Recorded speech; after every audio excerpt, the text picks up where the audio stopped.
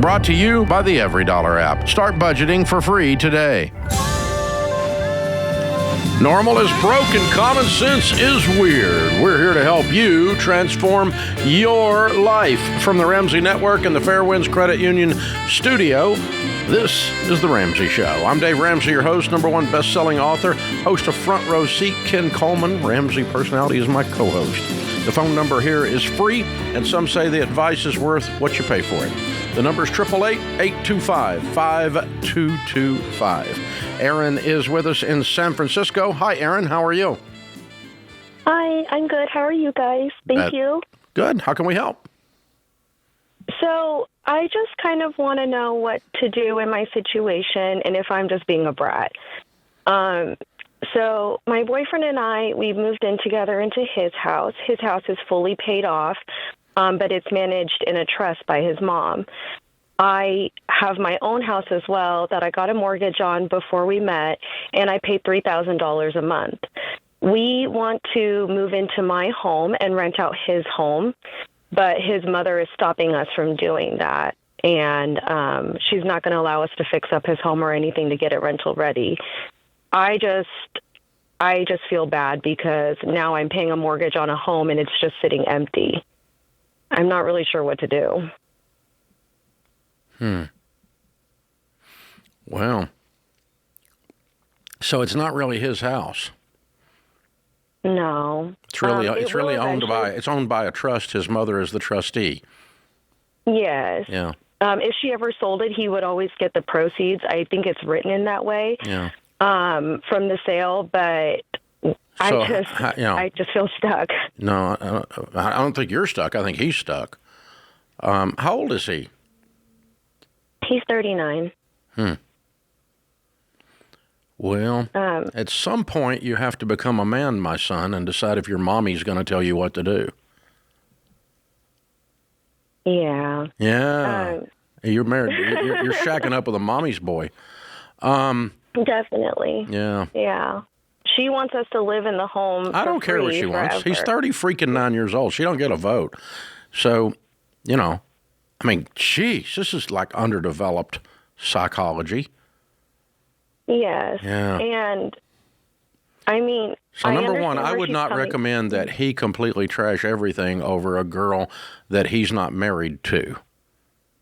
You. Fair enough. And so, but if he were married to you and the two of you are trying to set up a life and mother is this controlling, I would just wash my hands of that house and say, Mom, good luck with that house. Hope it works out for you. You no longer have a vote and we're not going to live there. Okay. And so it would be better for us to move into my home, right? And not have it sit empty. It'd be better for you to do that if you were married. Yeah. But if you're not married, then he's taking a big risk. Because now he's living in his girlfriend. Now he has a roommate that's his girlfriend, and she owns the house. He went from one lady owning a house to another lady owning a house. This guy's he's still homeless. Yeah. No, definitely. You're not wrong there, sir. Yeah. At all. Yeah, it's a bad thing for all of you. I'm sorry. And controlling people just piss you off. They just do. And she's obviously got issues, right? Yeah, I feel like that's the reason why I don't want to get married, though, because until they can resolve whatever it is between them, I don't want to cross that finish line. Yeah, he's not marriage material until he decides his mom doesn't get a vote anymore. I would tell my daughter not to marry him until he grows a backbone. Because his mom tells him what to do. And he's 39 years old. What's the penalty that she's holding over his head? That she's going to take him off the trust, getting the house if he moves out? What power is she really leveraging here? If I understand all the details correctly, there's a few other rentals in the trust, and he receives income from those rentals. We both don't have any consumer debt. We follow all your steps, and we try to do our best to live a debt-free life. But he does receive income from those rentals, and his current job, he's not getting she doesn't paid have a a lot. choice in that. The trustee has to execute the terms of the trust, and the terms of the trust are the rental income has to be turned over to him. She can't take that away from him. And so that's what I'm getting at. For you all in your relationship, What he is really facing is her disapproval. She's not threatening him with anything else, and Dave just took the teeth out of the any kind of a property threat. That's what I'm getting at. What is he so afraid of? And what he's afraid of is upsetting Mama, which is back to the core issue for your relationship and everything else. But he can leave anytime he wants to leave. He's just afraid to piss Mom off. That's what's going on. So that's the bigger relationship issue.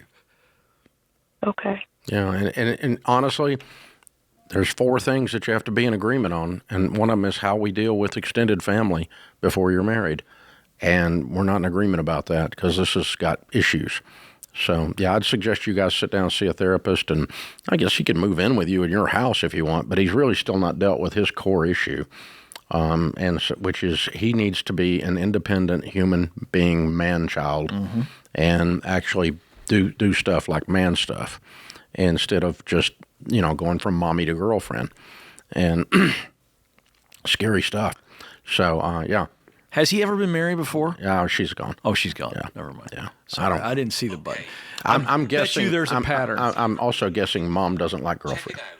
That's exactly right. Yeah. That's exactly right. Yeah. Stuart's in Little Rock, Arkansas. Hi, Stuart. What's up? Hey, Dave. Thank you for taking my call. So I'll try to be brief.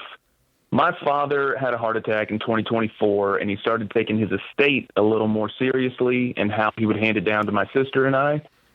And he was advised by a friend of his who is a lawyer for a very prominent American family, but is retired, not an estate lawyer, that he does not need a trust. Probably doesn't. And what's his net worth? I would guess it's somewhere around 1.2 to 1.5 million. He owns a business. He owns all the equipment in there, the building, about a $500,000 home. For tax purposes, he does not need a trust. Unless he's trying to control something from the deathbed or from the grave, the trust will help him do that. But he probably doesn't need a trust. It's probably accurate advice. Well, one kind of screwball in this whole thing, curveball, is that we have a special needs brother, my sister and I, and he's been taken care of by the state basically since he was about 10. And we were hoping to avoid probate in any way possible. We just have a transfer on death benefit at the current situation. Well, probate's not evil. If you've got a good will, you walk right through it. And what he does need is, in his will, he needs to form a special needs trust upon his death and the death of your mother to take care of your brother. Okay. A special needs trust is funded at death, and then you name a trustee, maybe you or your brother, to manage that lump of assets, and the income created by that lump of assets takes care of the special needs person. But that can be formed at death. It's not rocket surgery. A lot of people do it. And so just sit down with a good estate planning attorney and work on a special needs trust to be part of your dad's estate plan. But he does not need a trust today. And there's no big thing on avoiding probate in Arkansas. Arkansas's not got a huge probate tax. It's not a big deal.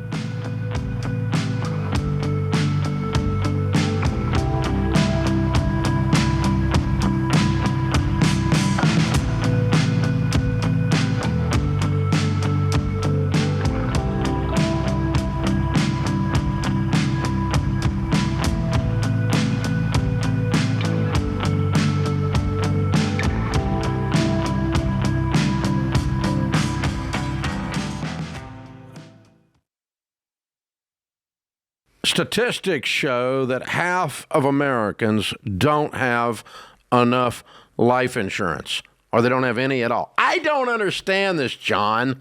Why don't people want to take care of their family? They think they're going to die or something? Well, I used to be one of those guys. I didn't even think about it. And one of my buddies said, hey, the only reason to not have life insurance is if you hate your wife and kids. And I immediately went and got term life insurance. That's a gut punch. And, you're telling me, and for decades, Dave, I've sat across people who've lost a spouse. They've lost somebody important to them. Me too. They don't know what to do next. Me too. I mean, you're going to have a crisis here. And, you got two options while you're sitting and talking to a young widow. She's concerned about how she's going to invest all this money properly and not mess this up, or she's concerned how she's going to eat tomorrow. That's exactly These are the right. two options. And take care of your dadgum family, man. Term life insurance can replace income, pay off debts, cover funeral expenses, so your family can actually have the opportunity to just be sad. Yeah. To just miss you. That's exactly what it's supposed to be. It's saying I love you to your family. Term life insurance. Jeff Zander and the team at Zander Insurance makes it easy and affordable. I've used them personally for 25 years. They're the only people I trust. Go to Zander.com or call 800-356-4282.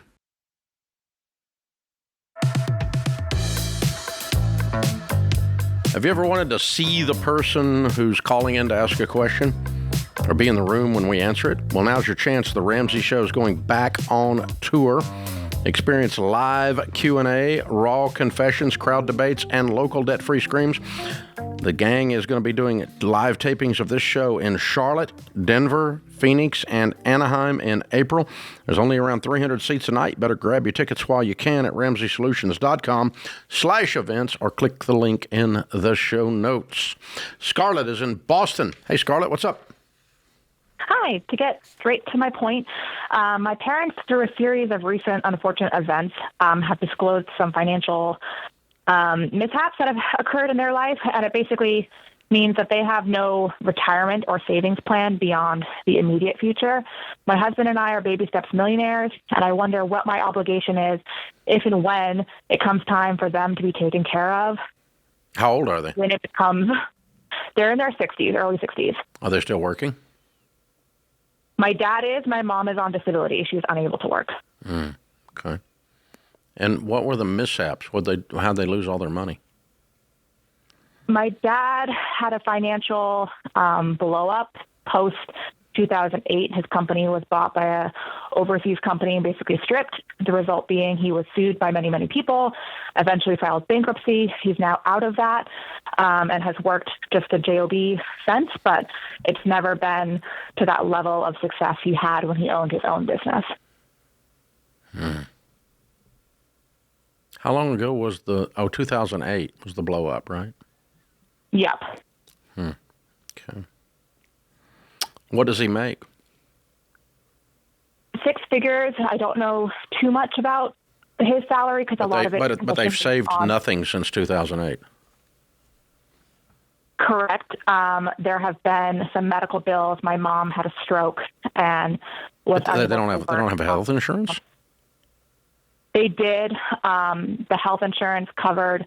There was a delay, so they had to front some money, and then the insurance company kicked her off the disability when she was approved initially for it, which is how I came by their financials. I helped them file an appeal, and then we went to court to try and with the insurance company. You don't really win, but there was a small settlement, and that settlement has been spent.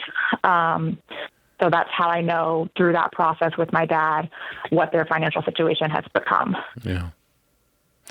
But the bottom line was after 2008, their heart was broken and they've never been really diligent about saving. And I think they also kept up a lifestyle that that they couldn't sustain. That's exactly what I'm saying. Yeah. Okay. Yes. So, yeah, they're going to have to stop that, aren't they? I don't think they have any intentions of doing that. No. Yeah. Well, it's so I don't give a drunk a drink. I'm not going to enable them. Sure. And no, you have no moral obligation to take care of anyone. There's no moral obligation. That's not your husband or your children, minor children. Grown children, you don't have a moral obligation either. So, but you have a want to. I'd like to help my parents, which just means you have a heart and so forth. But I'm also have this paradox of while I want to help them, they've not done a good job themselves with even notwithstanding the couple things they've run into. They're just not very diligent about handling their money, and so they're broke. Well, hello. And so it makes it taste bad to have to give them money or to feel like I need to support them. So what I might do is, it depends on how frank and how much you want to get up in their face on it. But it's mom and dad. I'm worried about looking down the road here that somehow you guys are going to be broke and you're going to be coming to me to take care of you. And I need to go ahead and tell you up front how that's going to go. If I end up having to put money into or needing to put money in so that you have food, it's going to involve us selling everything you own, and you will be on a budget that I create, and you won't like it. So I don't want you to think you're going to be that you're going to maintain this current set of habits with my money later. In other words, now I don't know how blunt you want to get, but the closer you come to delivering some kind of a message like that, then sets them up gives them maybe a reason. And I'll coach you guys on how to start saving, because you've still got some earning years left and some potential left, and you can roll up your sleeves and you guys can build a nest egg. There's no reason for you to retire and eat dog food. But if I'm in charge, we're selling everything and you're in a one-bedroom apartment, and I will buy the groceries and pay the rent, and you will not like your life. You will be able to exist and you won't be homeless. But I am not going to send you on Caribbean cruises. And you got the ability to do that for yourself if you guys will roll up your sleeves now, and I can coach you on how to do that. Now, I don't know how far down in this you want to get. It sounds like this stuff has been kind of dribbling out to you. You've not been involved, and then finally on this one insurance thing, you got a little more involved. And I don't think they're asking your help or advice right now. You just see it's coming. Is that right? Correct. Yeah, I think this is great advice, and I think Dave gave you the financial advice, and I would just add to what he said. You need to create some emotional boundaries to where you are prepared for their reaction if this situation plays out as you fear it might, so that you've already made these decisions like Dave just laid out, but you now are emotionally, mentally ready for any pushback. And there's no guilt that comes in, because that will be the hardest part of this, is to actually execute on what Dave said, because there's a powerful pull with the parents, your generation, all that junk. Your generation, we call them sandwich generation, because there's a pull from entitled parents and there's a pull from entitled grown children. Mm-hmm. And what the trick, the way to undo that sandwich is just remove the word entitled. And it changes everything. You're not entitled to spit. Neither of you. Grown kids, you're not entitled to spit. Well, my children want to go. I don't care. Get you a job. There's an idea. Go to work. And mom and dad, you went through this horrible thing with the business. Some of that was your making, some of it wasn't. You went through this horrible thing with the insurance, and you didn't take care of that properly. Let me tell you the number of times I front for an insurance company. 0.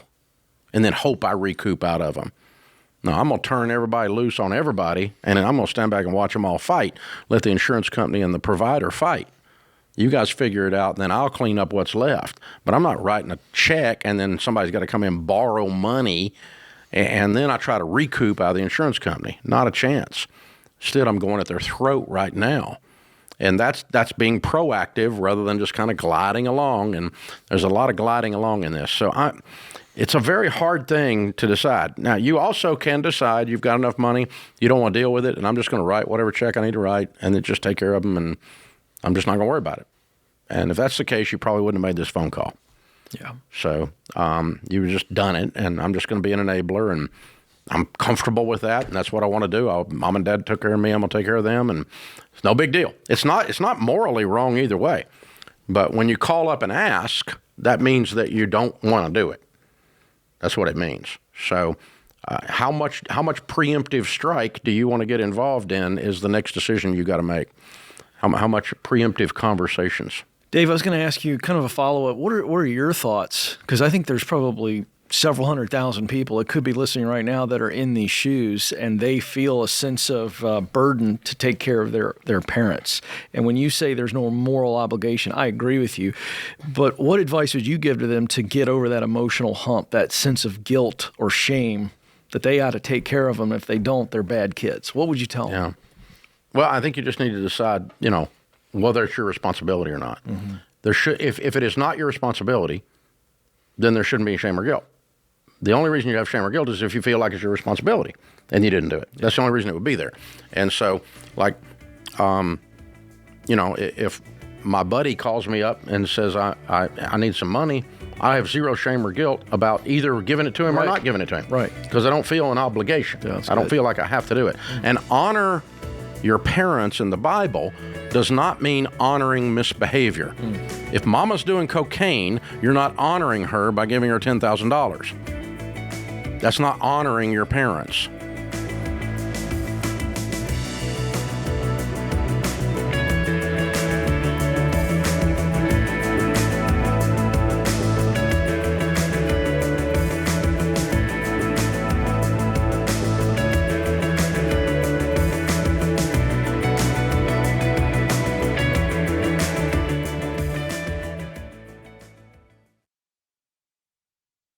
Hey guys, George here. Listen, 99 times out of 100, when people say, I don't know where my money goes, it's not a math problem, it's a behavior problem. They're not budgeting, then they're shocked when their bank account hits triple zeros. Well, here's the deal. Winning with money is about doing the boring stuff consistently. And that includes banking someplace that helps you stop guessing with your money. Like Fairwinds Credit Union. They're not going to fix your habits. That part's on you. But they do support people who are ready to take control of their money. At Fairwinds, you get a high-yield savings account with a great rate to help grow your emergency fund, a checking account that won't nickel and dime you, and up to 10 free savings accounts so you can organize your money on purpose. Because when you stay disciplined, your money gets predictable, manageable, and boring in the best way. So if you're ready for a bank that helps you be intentional, open your smart bundle today at fairwinds.org/Ramsey and get the Ramsey Be Weird debit card to go along with it. That's fairwinds.org/Ramsey, insured by the NCUA.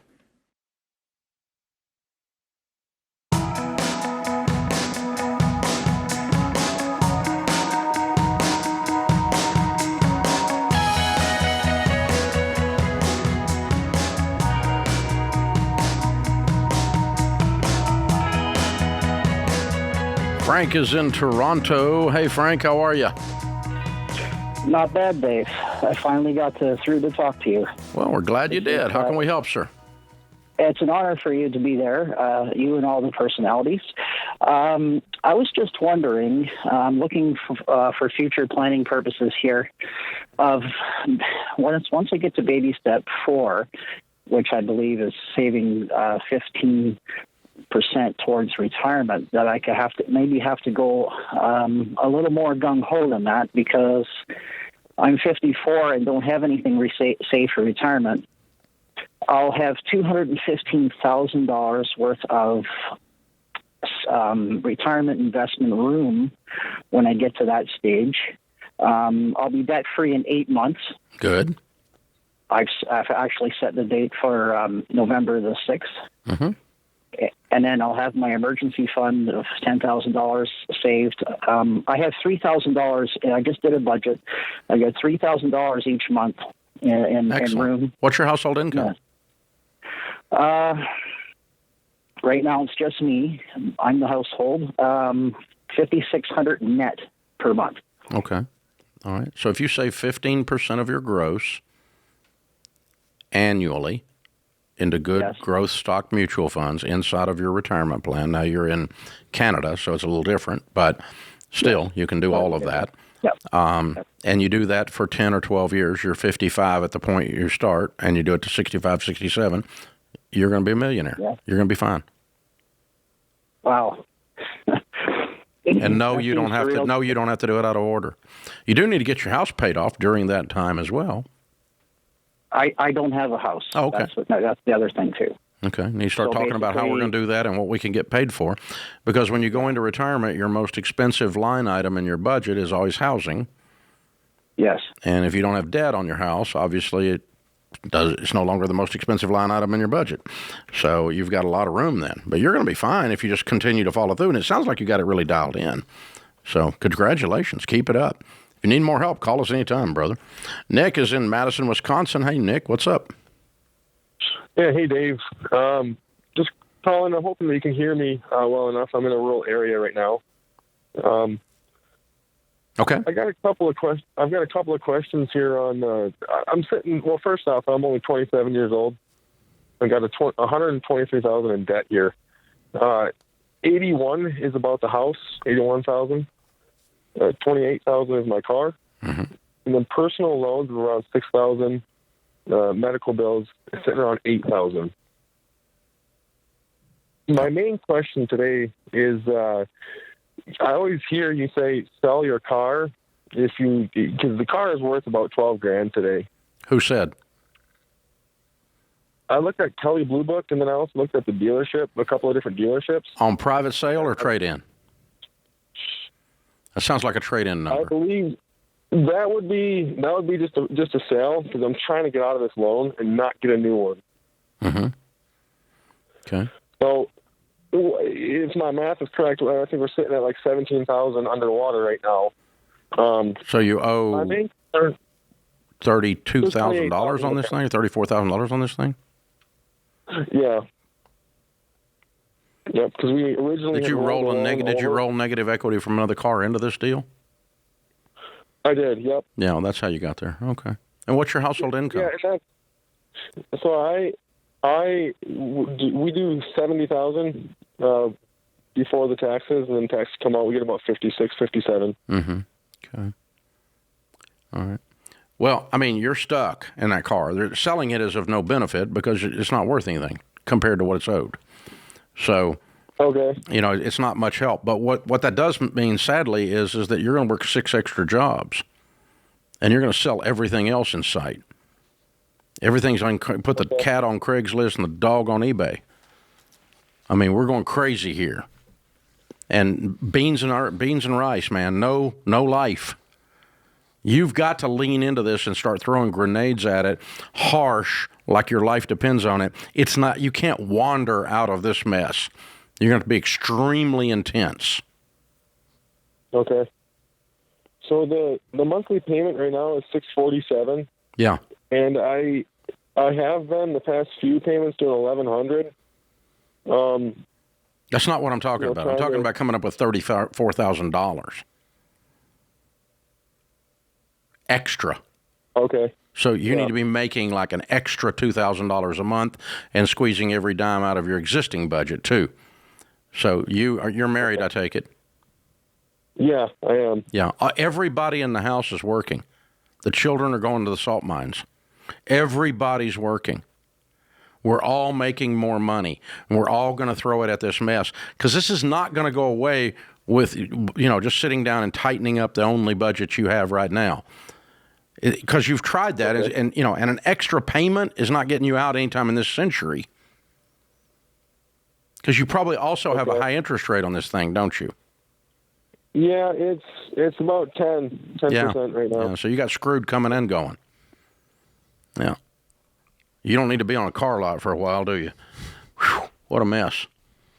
Yeah, I if I'm sitting in this situation and I have any cash, I'm going to go ahead and move this thing, and I'm going to drive a clunker because of if you can get the cash. If you can get the cash, but it's $17,000 upside down. If that number is accurate and the thing's worth $12,000, what are you going to replace it with? A $5,000? You only got a $7,000 move. Yeah. Here, so getting rid of that thing and getting rid of the debt on it and getting rid of these other debts so that you can attack it with a vengeance is absolutely necessary here. Yeah. So any money you can scrape together that's not in a retirement, anything you can sell that's not in retirement, and any extra work you guys can do, and I'm talking about work that makes money, not just out there moving around. I'm talking about Uber. I'm talking about really making some money. And I want you working weekends, nights, overtime. I want your wife doing the same. Y'all got a mess. And you're going to stay in the mess unless you throw some money at it. And so that's what it's going to take. It's going to take this crazy intensity, and then you can move the needle. Isabella is in New York City. Hi, Isabella. How are you? I'm good. How are you? Better than I deserve. What's up? I need your opinion here because I need you to act as a tiebreaker. But I just got a new job with a higher salary, and my parents are really pushing me to buy an apartment in New York City. Obviously, New York City, it's one of the most renter-heavy cities in the country. I've really never thought of buying or considered it, but my parents are not letting it go. I'm happy renting where I'm at. Why do your parents have a vote? Because they're my parents. That doesn't give them a vote. You're supposed to be like a grown woman and stuff. I do take a lot of what they say into account. Well, that's nice. That's sweet, but they don't really get a vote.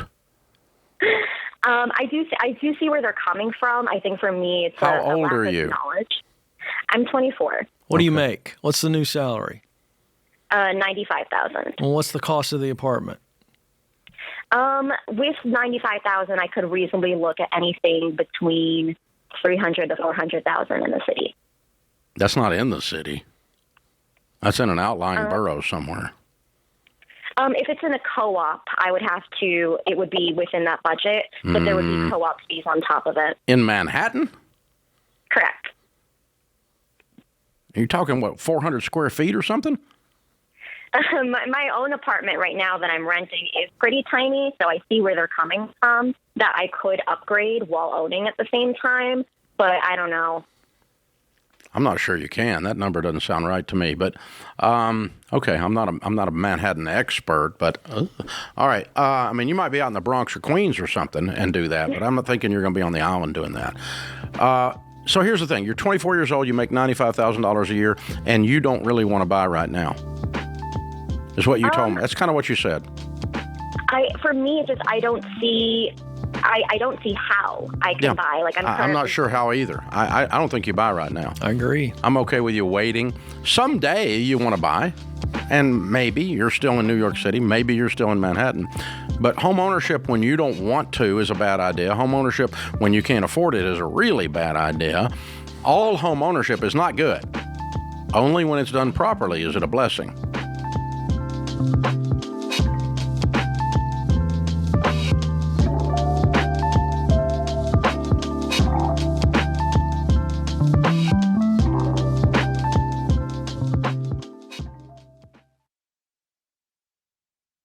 If you're looking for a more budget-friendly way to save on medical costs and stay true to your values, Christian Healthcare Ministries is a great option to think about.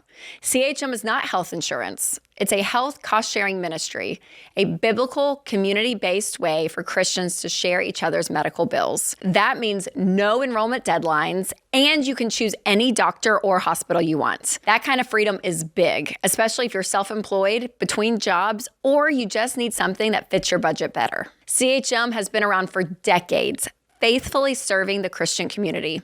And many members save hundreds of dollars a month compared to traditional health insurance. And that margin gives you breathing room when you're working the baby steps and trying to steward your money well. And right now, CHM is offering new members a 50% credit towards their first month of membership. Get started at chministries.org/budget and use promo code Ramsey. That's chministries.org/budget and promo code Ramsey.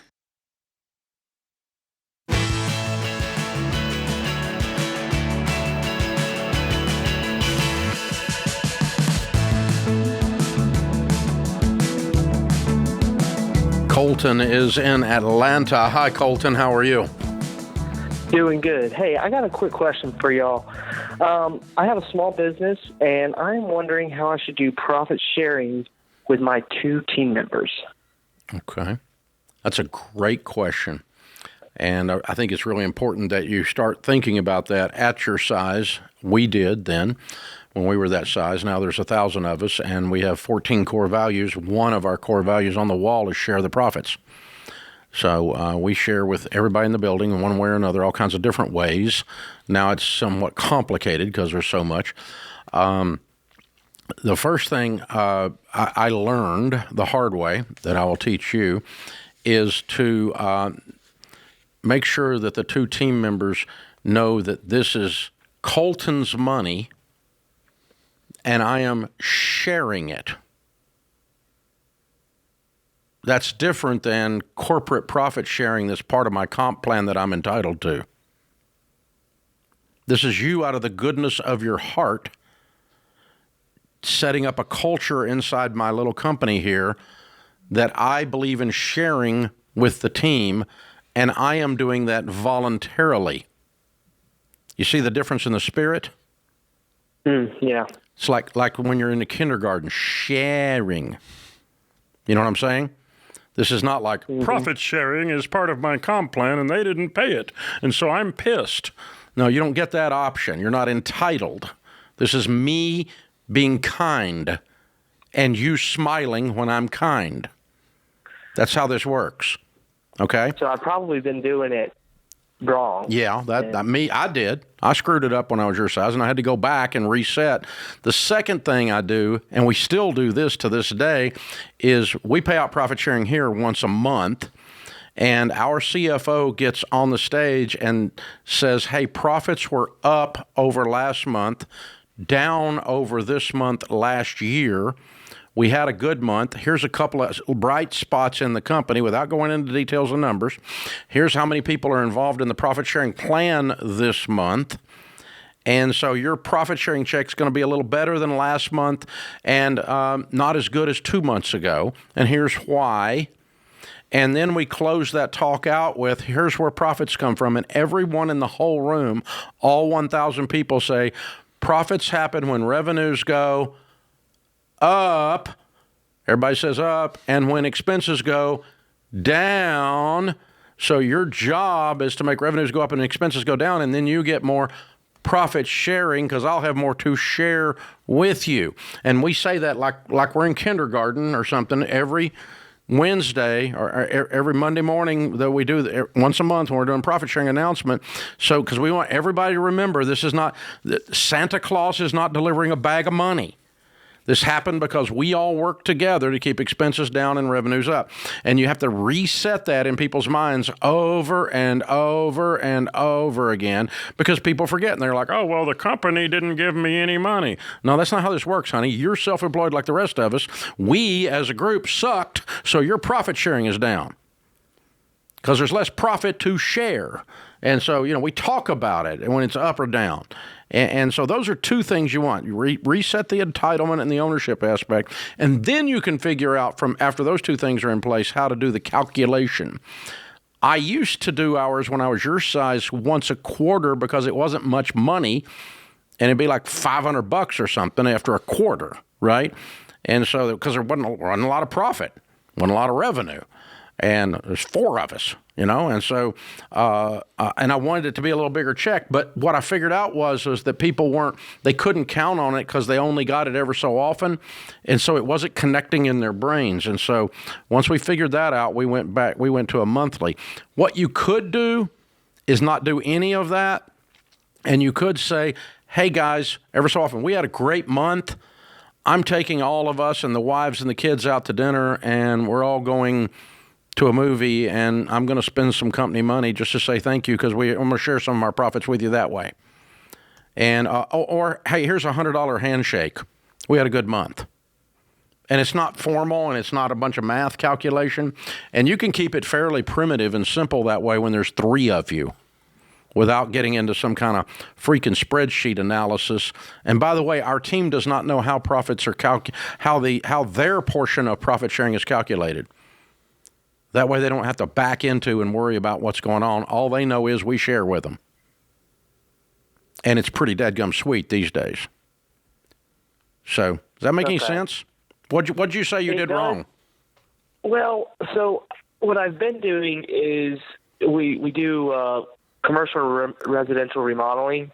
Mm-hmm. And so by the time I take all the expenses out and after I pay myself and there's some left, then I usually, what I've been doing is just kind of giving them 3% of that. I didn't tell them this. I just told them that they're going to get some sharing in the profits we make if there's a successful job. That's a good move. I like that.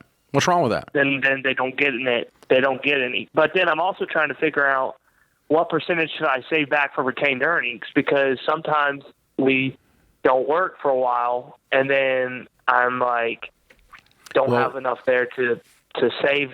Yeah, the profits that we use to calculate, the number we use to calculate profit sharing is after we have set retained earnings aside. Okay, that's what I was kind of wondering. Yeah, so we set retained earnings aside, and that creates, we have several layers of profit, net profit, NP 1 through 7. I have 7 different layers of profit before or after certain expenses. And the only one that gets paid off the actual NP7 is me and a couple of our senior leaders. But everybody else, are different layers in there as to where we're cutting profit in and out. Because I've got some of the VPs, some of the vice presidents that get paid a percentage of the profits in their area as part of their comp. And that's not technically profit sharing. I've got profit sharing in addition to that. So I've got all that complicated bullcrap in there. But yeah, it's after retained earnings. So you have to run your business, and when money's left after you run your business, you share with them. Okay. And I think it's smart to say, hey, guys, if we can keep the cost down on this job and keep our estimating sharp and estimate the job properly so we get the proper price on the job, and then we don't, we don't buy 73 tools that we don't need in order to do the job because we're all tool addicts and everything else in your world, then we're going to have some profit left, and I'm going to make sure some of that goes home with you. And I'm making it up as I go, but I just promise you the spirit is I want to share with you. Okay, so you think it's okay to do it by job like I've been doing? Oh, I think it's smart. Okay, because there are jobs times when we don't profit. Yeah. I mean, like I profit, but the business doesn't profit, and so then we just say, hey, we need to talk about why this didn't profit. Exactly. We're all self-employed, and if the job doesn't make a profit, we don't have anything to share. Hello. Okay. That's perfect. How old are you? Thank you. 24. Man, you're sharp. You're doing a good job. I'm proud of you. You've spent some time thinking about this. Yeah, it's really good. Well, I read your book. So I want the audience to hear how your team members reacted when you first gave them some profit share. What was that reaction like? The first time it was like $6, and they were kind of making the joke that they could go buy an ice cream. Right. But it's been up since then, and they really it really surprises them every time. Yeah. And so that's what I wanted to just emphasize by asking you that question, is because that is the key to building loyalty. They appreciate, even though it was $6, they still appreciated that you put thought into the thought. We've all heard it's the thought that counts. Our wives try to drill that into us husbands. It's the thought that counts. Get the birthday card, write a note, the whole drill. But I just want to make sure young leaders catch this. This is how you build a business on core people, is fundamentally showing people how much they matter to you. And I think that's going to serve you very well. So I wanted to applaud you as well. That's really good. Yeah, you did a great job. Very well done. So, building a business you love, one of the things we talk about in there is the importance of being able to, share. It's the beauty of small businesses. Most small businesses are not greedy people. They're not like corporate America. They don't piss on their people. Most of them they're like family. They take care of each other. And so, the guys like that right there, that's pretty cool. He starts with $6. That's pretty fun. I like that a lot.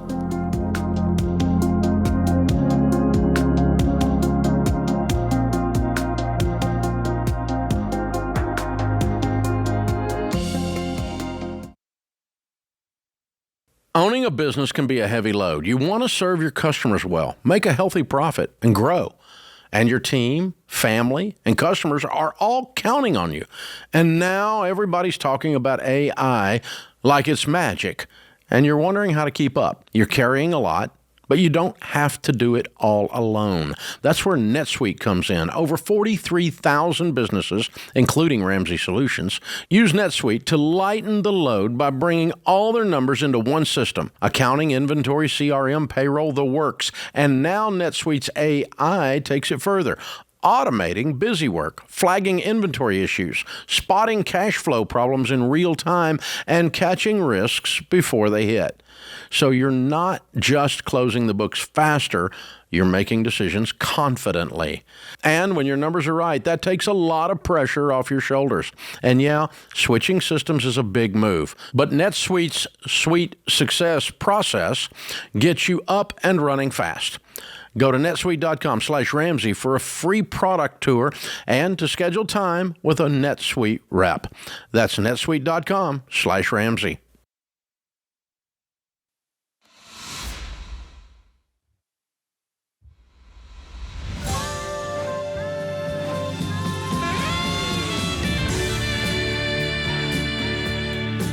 Welcome back to the Ramsey Show in the Fairwinds Credit Union studio. I'm Dave Ramsey, your host.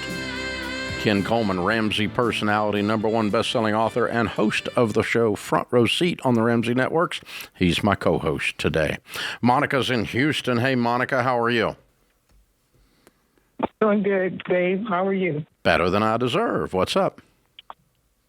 Well, I'm calling. Thank you for taking my call, first of all. I've been listening to your show for quite a while. And it's primarily me that listens to your show. My husband doesn't at all. My question today has to do with the cash-out refi. My husband and I are almost to the retirement age. He will turn 65 next week, and I will turn 64 in the summer. We have no savings, no retirement. Our joint income is around $116K. We have debt, personal loans, credit cards, and automobiles of $83,000, and we have a $28,000 mortgage lien that we disagree on, but we do have it against our primary residence. So my husband looked into getting a cash out refi to roll all of our debt into one loan to free us essentially of all the debt. Well, it doesn't free you of it. It moves it onto your house. Right. It moves it onto the house. You're not paying off anything. You're just moving it. Right. Okay. And so I was trying to explain that to my husband. I said, look, this is a 30-year loan, and our mortgage is at $53K right now. Why would it make sense for us to roll all this debt into another mortgage loan? We're almost at the finish line. So the loan officer is tag teaming me with my husband, trying to get me to agree that it makes sense to finance this loan again and put all the debt into one pot. And he's saying that I would be walking away with an extra $3,000 a month if I were to go this route. And if we added an extra $2,000 a month, we could pay off the mortgage in 6 years. I don't know if that makes sense to me or not. I need you to help me to sort this out. Well, what's bothering you is that nothing changed in your habits when you do this. Correct. And so when you're 70, you're going to be back in debt. I don't like that idea. I know, but that's what you're going to do because the system y'all are using now puts you here, and you're not changing anything in the system. You think, and your husband thinks he can borrow his way out of debt, and you can't you can't dig out the bottom of a hole and get out. That's not how it works. How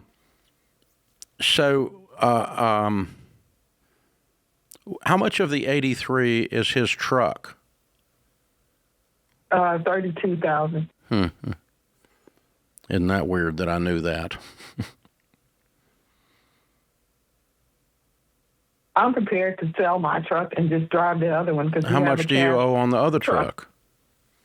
No, the Jeep is $24,000, and we have an F-150 that we paid cash for that he drives occasionally when he doesn't drive the more expensive truck. And I told him, how many cars do y'all have? Jeep.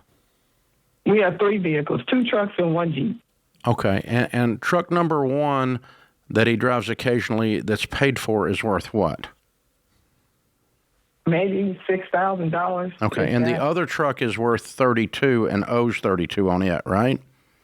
And then there's Correct. the Jeep that you owe $24 on, right? Correct. Think I found the problem. If I was 65 years old and getting ready to retire and I was stone cold broke, I'd be scared. Oh, well, I am scared. Not looking for a 6-year plan that some freaking loan officer gave me. That gives me chills.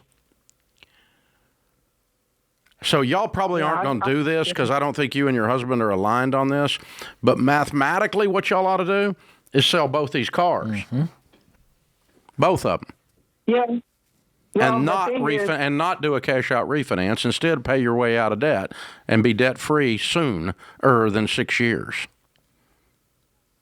That's what makes sense to me. That's what I've been trying to I think you could pay off the house and everything in about 3 years at 68 years old, but you're going to be not driving these 2 cars. Well, I tried to explain that to him. I said, look, we owning 2 vehicles with 2 notes didn't make sense to me to begin with. We have a concession trailer that we use occasionally, and that's why he bought the truck, to move the concession trailer around. But now that we have one spot, I don't see us moving it all the time. I see us trying to use it to get out of debt. Yeah. So I really feel like not giving up the $53K that we have left on the mortgage and sacrifices for $185. Yeah, so $85,000 if you sold these 2 cars gets you completely out of debt, mortgage and everything, and you make $116. You can do that in 2 to 3 years. And you should, because you're freaking retirement age and broke. Can you say that one more time? Because my husband's not here, and I want to make sure that I got it written down. You said you had $83,000 in debt, right? Not counting the mortgage. Yes. Okay, and if I take 32 from that, I have 51. And if I take 24 from that, I have 26. 26 and 53 mortgage is 78. You make Okay. 116. How fast do you pay off 78 making 116? If you paid off $35,000 a year, you're done in 2 years. If you pay off $25,000 a year, you're done in 3 years. Okay. And that's no Yeah, 6-year that's what I plan told that him. makes your banker rich. That's what I told him. I said we could do this in 3 years. Yeah, the last financial 3 years. planner you need is a loan officer. That's what I thought. That's why I've been listening to your radio station, so I don't get into these. I don't know if you're going to get hubby to do all this, so. Well, you know what? I think it's time to try. Yeah. And by the way, the timeline Dave gave you speeds up if you guys are working extra. Yeah. You could do it in done in 2 years. While you got health. And if you got no house payment, no payments at all, I got your $3,000. Now it's $4,000. Freed up to start saving some money. Yep. You start saving $50,000 a year and you do that for 4 or 5 years, you're going to have a decent nest egg in your 70s. And you won't be retiring eating dog food. Alpo, the breakfast of champions. It's like, oh my gosh. You know, I mean, yeah. But here's the thing. We've been buying crap we can't afford because we wanted it, and some loan officer told us it's a good idea. The guy at the car lot said, look, I got you approved. And like we're supposed to celebrate that? Hello. You owe more on your cars than you do on your house. Oof. Ouch. It's fact. Pinch me. It's true. What is wrong with this picture? Right? Yeah, well, she's been controlling the house thing, and he's been doing the other stuff, and now he's tinkering with the things she's been controlling. That's right. And that's why she rose up. That's right. It's good for you, kiddo. Yeah, I'm afraid I'm going to cause some marital discord, and I'm happy to.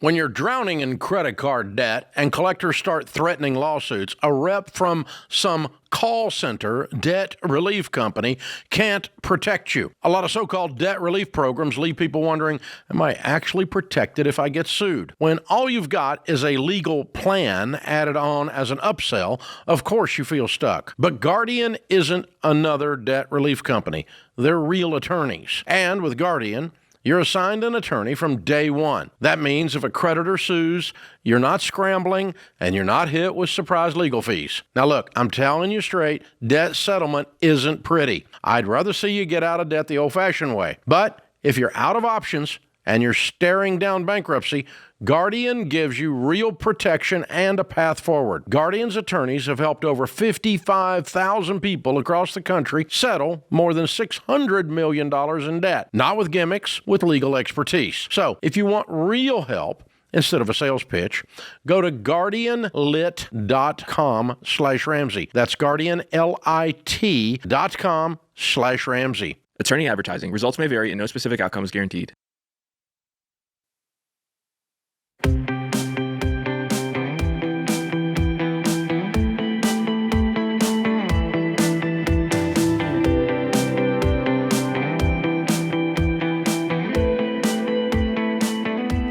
Charles is in Sacramento. Hey, Charles, how are you? Doing well. How are you, Dave? Better than I deserve, sir. What's up? Hi. I was wondering if pulling out an SB lock for an investment property would be the right move for me. Okay. Well, I'm guessing you're fairly new to our show. I've been listening for a while, but my financial advisor presented me with the option of an SB lock. It's not pushing me towards it, just, presenting me options. Mm-hmm. But, I mean, if you've been listening to this, you know I don't borrow money or tell people to borrow money, right? That's right. Okay. So the answer would be no? Okay, gotcha. Yeah, I mean, I love real estate and I love investment property. I hate debt on it, and I really hate the Small Business Administration. They suck. And for you to get tied in with them and what that's going to do to the rest of your whole portfolio, and all just to get a rental property, is the risk level that you just took on. Neither one of you two are thinking about what you're doing here. The risk level is through the roof. So your investment guy's risk meter's broken because the SB lock is always tied to other assets as well. And so you're putting all of that at risk to screw around with a rental property in California. Well, that's the thing. The rental property actually isn't in California. That's worse. It's a lot further away in the island of Guam. Oh, that's really bad. No. It's my wife's grandmother's house. No. No, we don't. We do not have rental property that's investment property that's long distance, and we certainly don't buy grandmother's house for rental property in Guam. No. This guy, you're trying to figure out a way to do something you can't afford, and this guy's presenting you an option to finance something you can't afford to do. And really, it's God just yelling at you, don't do this. So true. It's a long distance headache. That's what you're looking at. Well, and it's foreign country. Hello. I mean, if you're going to invest in real estate, you want real estate to be a very predictable environment. Okay? And so if you're going to invest money in a foreign country situation, you've completely left the stability of the U.S. economy. And so you can do that, but you need to be able to burn that amount of money down. And so if you want to buy a property in Mexico, you want to buy a property in Guam, Costa Rica. I got a friend of mine bought a place in Costa Rica the other day. That's fine. Nothing wrong with that. But we somehow we Americans think that everywhere else in the world still functions the way the United States functions, and it doesn't. It's a freaking banana republic. Hello. And so, that they may just come over there and take your property. So you need to be able to just abandon that amount of money at any point if you're going to do that. And I'm not saying Guam is going to do that. I'm not saying Costa Rica is going to do that. But we cannot make the assumption that their governmental processes, their ownership, private property rights function the same way in that culture, in that country, as it does in the U.S. It doesn't. And so, these things turn socialist or communist in about an eye blink, and all of a sudden, you're one of those evil property owners. So you just have to think about these things. You need to be able to burn that amount of money down, and you don't borrow on a small business line of credit to buy in a foreign country. No, for sure. For sure. So you do whatever you want, but you called and asked us, and we're always going to tell you the truth because we love you. And we don't want you to get hurt, and you're going to regret that one if you do it. I promise. Albert's in Phoenix. Hey, Albert, what's going on? Hey, doing well. So I'm 25 and my girlfriend's 23. Friday is our 5-year anniversary, so happy for that. With that timeline comes marriage, and I do want to propose to that girl. Good. But my main concern really isn't that. It's what comes with that marriage. So the potential in-laws. And they're fantastic people, don't get me wrong, love them. But I've noticed that their finances are all out of whack from like the last 3 years. So okay. They're in their early mid-50s, and they have nothing saved up for retirement. They owe $178,000 on their house, and they make a combined household income of $70,000 to $75,000, depending on overtime. Is your girlfriend sane? Is she going to be a wife that wants to do what they've done? No. That's what I mean. We're definitely financially on the same page, so we're good there. Okay, so the two of you are going to be okay. The only question is you've got this potential liability off in the distance.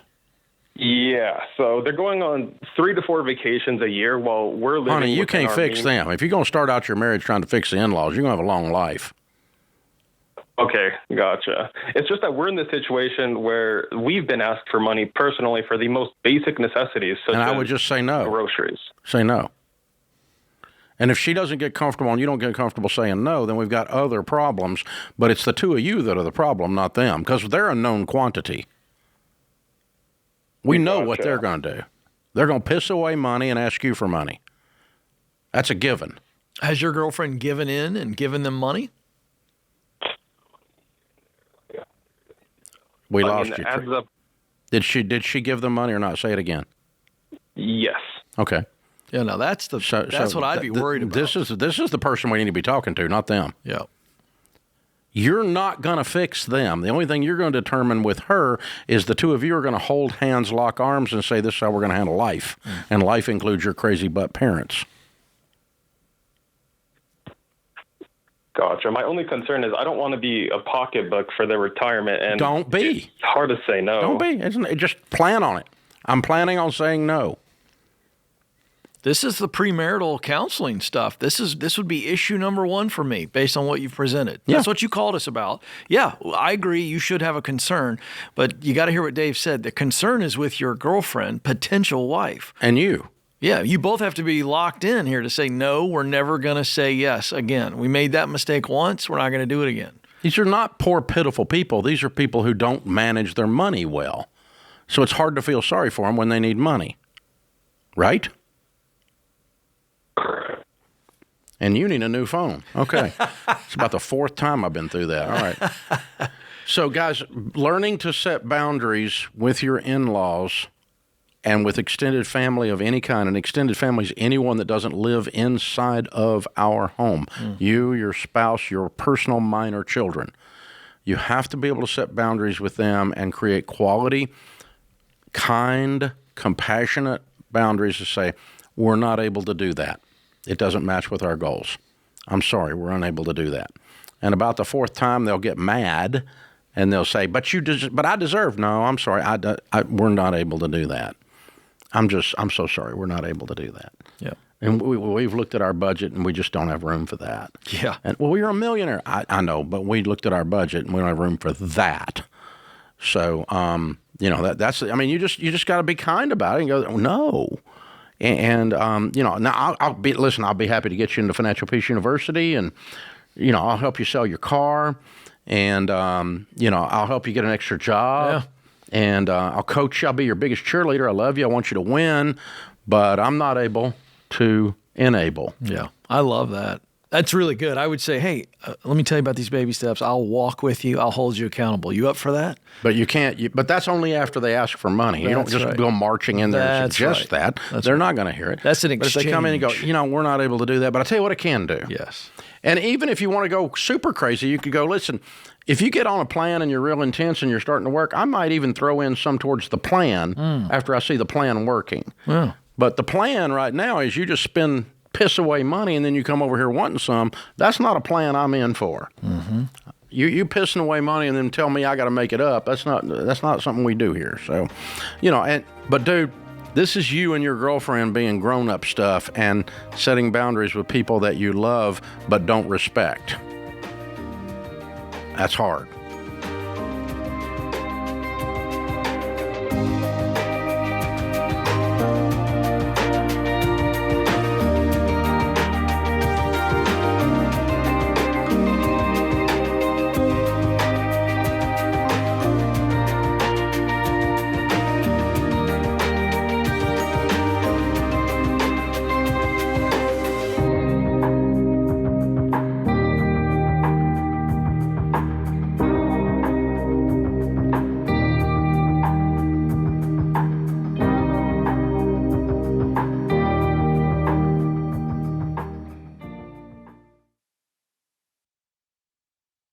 This show is sponsored by BetterHelp. I am right here because some extraordinary women in my life, mentors, friends, my wife, my mom, because they're all amazing. And one of the common themes I've heard from all of them is that between the responsibilities and expectations that the world places on them and the expectations they place on themselves, women are under incredible pressure every day. And they're often encouraged to overlook their own emotional well-being to care for others. Therapy offers a space for women to learn how to navigate those competing expectations, set healthy boundaries, and communicate what they want and what they need. To do that, I recommend BetterHelp. BetterHelp is an online therapy platform that matches you with a licensed therapist based on your goals and your preferences. You can message your therapist and schedule sessions right in the platform, and with over 30,000 therapists, they have the right person for you. And if the first therapist isn't the right fit, you can switch anytime at no additional cost. Your emotional well-being matters. Find support in therapy. Visit BetterHelp.com/Ramsey to get 10% off your first month. That's BetterHelp, HELP.com/Ramsey.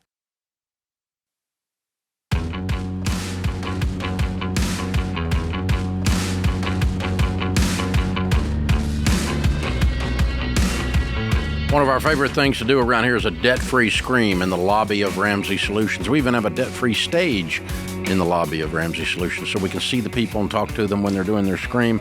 And our super favorite thing to do is when it's one of our own Ramsey Solutions team members, which would be true of Josh today, and his wife Holly are with us to do their debt-free scream. Welcome, guys. Thank you. Thank you. We're so excited. Hi, guys. Very cool. All right, Josh, tell people what you do here and how long you've been with us.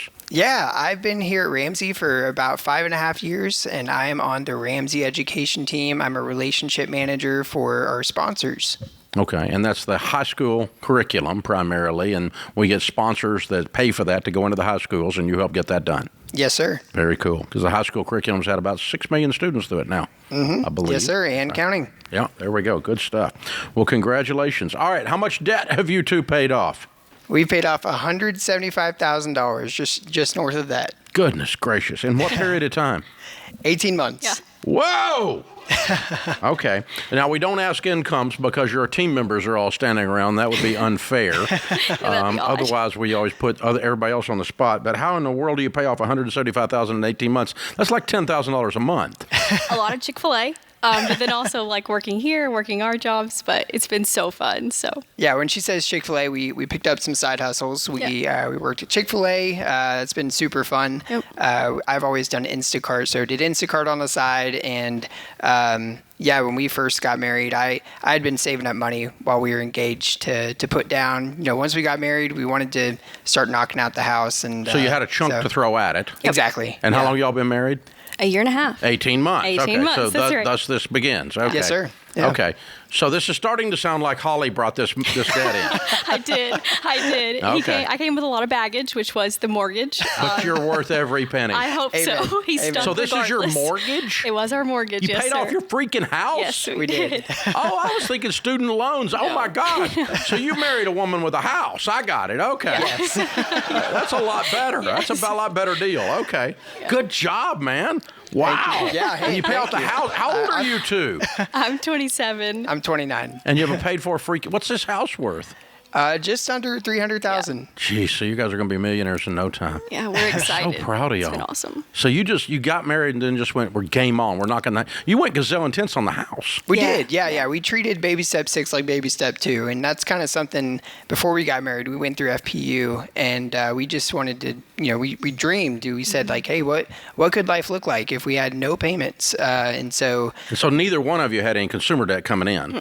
That's right. No. I when I first started working here, that's when you cleaned all that cleaned up. all my. I had about $40,000. And she's obviously responsible because she had no debt in a house. Exactly. Hello, okay. Yeah. So that's a shout out to Mom and Dad for. Thank you guys. You know, she was listening to Dave Ramsey growing up. Yeah. In the car. In the backseat of the car, asking lots of questions that I didn't know what I was asking, but she was answering, and it got us here today. So a financial peace baby and a financial peace employee. There we go. That's how this happens. Okay. Yep. Wow. Look at y'all. I'm so proud of y'all. Thank you. Done, man. Thank you. Your mom and dad got to be proud, too. I think so. Yeah, they're all I mean, y'all went kind of freaky, though. I mean, you went after this mortgage. Yeah. Were people making fun of you outside of here? I know in here they cheer you on, right? Yeah. They weren't making fun of us, but they were definitely like, this is the wisest decision on paper. And I was like, yeah, but it's like the best decision for us. Yeah, it's always, the answer is always just we're solving for peace. Yeah. And that was important. So, yeah. How many hours a week at the height of all of this were you guys putting in? Total, probably like 70, probably 15 to 20 at Chick-fil-A. Yeah. And so you guys were working together at Chick-fil-A? At the same Chick-fil-A. She worked in the back of the house. I worked in the front of the house. Yeah. So it was so fun. It was. It was a blast. fun. So shout out to our Chick-fil-A fans. Why was that so fun? Well, I've never worked in food, so I was like, they just seem so happy. Like, whatever they've got going on, I want to be a part of that. So on our honeymoon, I was like, can we please get jobs at Chick-fil-A? And then we did, and it was so fun. I think that's fantastic. I got to tell you, of all the couples this is a we've strange interviewed, honeymoon. it really is. Baby, can we get jobs at Chick-fil-A? Yeah. It was sure. Yeah. But you guys cut your food budget, I imagine. Yeah, they feed you every time you work. So like Thursday, Friday, Saturday, like meals Free were meal. checked off the list. Amen. Yeah. I knew that was part of it. I could just tell. What are you saying something about, No, I mean, you look it looks like a great diet to me. No, I'm just saying, when you both decide to work at Chick-fil-A and you're gazelle intense, you have figured out that there's some free food in here. That's right. And that's a really good deal. That's better than rice and beans. No offense, Dave. Chick-fil-A chicken that's pretty good. Jesus chicken trumps it for sure. That's true. Yeah, it does. You guys amazing. That's Way fun. to go. All right. Now, so when people say, how did you pay off your house at 27 years old, what do you tell them? Yeah, I mean, there's the obvious, get on the every dollar budget. That was something from the get-go. We had to make sure we knew where every dollar was going. Otherwise, this doesn't happen. So that was, everybody says that. But I would say biggest thing for me is just taking time to be grateful throughout the journey. Looking back on how blessed we are, how blessed we're able to have jobs, we're able to have side gigs. And we hit a milestone, and we're just thankful to God that, he put us in a spot where we can do this, So that was big for me. But yeah, I think it was really fun to like lock arms in the first year of marriage, and like we are naive, like life's going to get hard, but it does feel like we can accomplish anything together. So that was kind of like being on the same page was really, really fun together. It's obvious that you guys were really dialed in together, and there wasn't one of you dragging the other one along, and you're right. You can take on anything if you do that. Mm-hmm. You can do anything you want to do. So I'm so proud of y'all. Very, very well done. Very well done. What was the hardest part? Yeah, we were thinking about this question. There were definitely some nights, like when you're in the grind of like Thursday night, we're eating chicken again. And we're like, I've got to go make chicken after this. He's got to go sell chicken after this. And we were just exhausted. So we were looking at each other and we were like, we're shells of humans. Like, is this worth it? So there were moments of really, really hard, but you get a good night's sleep and you wake up and you can go again the next day. Yeah, I can handle that, but I think the hardest thing for me was I am traditionally a spender. Yeah. So when we have most of our budget going towards throwing it at this every month, I'm like, dang it, I can't go buy a new pair of shoes or something like that. So it was hard to have that discipline and to just say no to a lot of things. But you got there. We did. And it's now so worth it. What's the first big thing you're going to do to celebrate? I mean, you're completely I think have a debt-free. cheeseburger, huh? Yeah, no more chicken. No more chicken, man. In-N-Out burger, baby. Oh, yeah. We're going across the street. Yeah, we kind of already celebrate. We went to we kind of redid our honeymoon. We went to Universal Studios in Orlando last month, and so we had that kind of we like cash flowed that and did that before we even had made the last payment. Exactly. Yeah. So we did that, but yeah, we'll save up for a new car. My car is getting old, and boost up everything outside of that. What are you driving? I'm driving a 2008 like little Infiniti SUV. It has 250,000 miles. Yes. On it, so. And he wants a Ford Raptor, so that's next. Okay, that's great. So here's what I want people to hear Used, this. obviously. How long is it going to take you to save up for the Raptor now that you're debt free? 8 months to 12 months, I would say. Yeah, it'd probably be a year. Yeah, because we'll let off the gas. We'll not work as much at Chick-fil-A. Like, we'll relax a little bit, but we'll get there eventually. You say that until he wants that Raptor a little early. He's identified that he's driving a piece of crap, so that's good. Yeah, that's good. I like that. Obviously, it'll be a used one, Dave. You know about these cars are. I've heard about them. Heard the rumor. Yeah. I'm proud of y'all. Way to go, guys! You're rock stars. This is absolutely amazing. Very Thank well you. done, Josh and Holly, Ramsey Solutions team members, and apparently Chick-fil-A team members. $175,000 paid off, house and everything at 27 years old and 18 months of marriage. Man, don't tell me you can't do it when you're Gen Z. These guys are just going mic drop. Count it down. Let's hear a debt-free scream. 3, 2, 1. We're debt-free!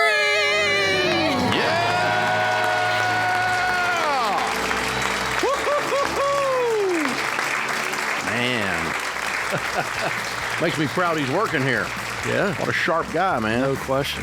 We knew that already, but you put all that underpinning, all that foundation under it. My gosh. And let me point out that when you marry someone that is aligned with you financially. And that is sharper than you. Well, that's true, too. I wasn't going to say that part. But, hey, that is really cool to see their values align, and now look at them. Boom.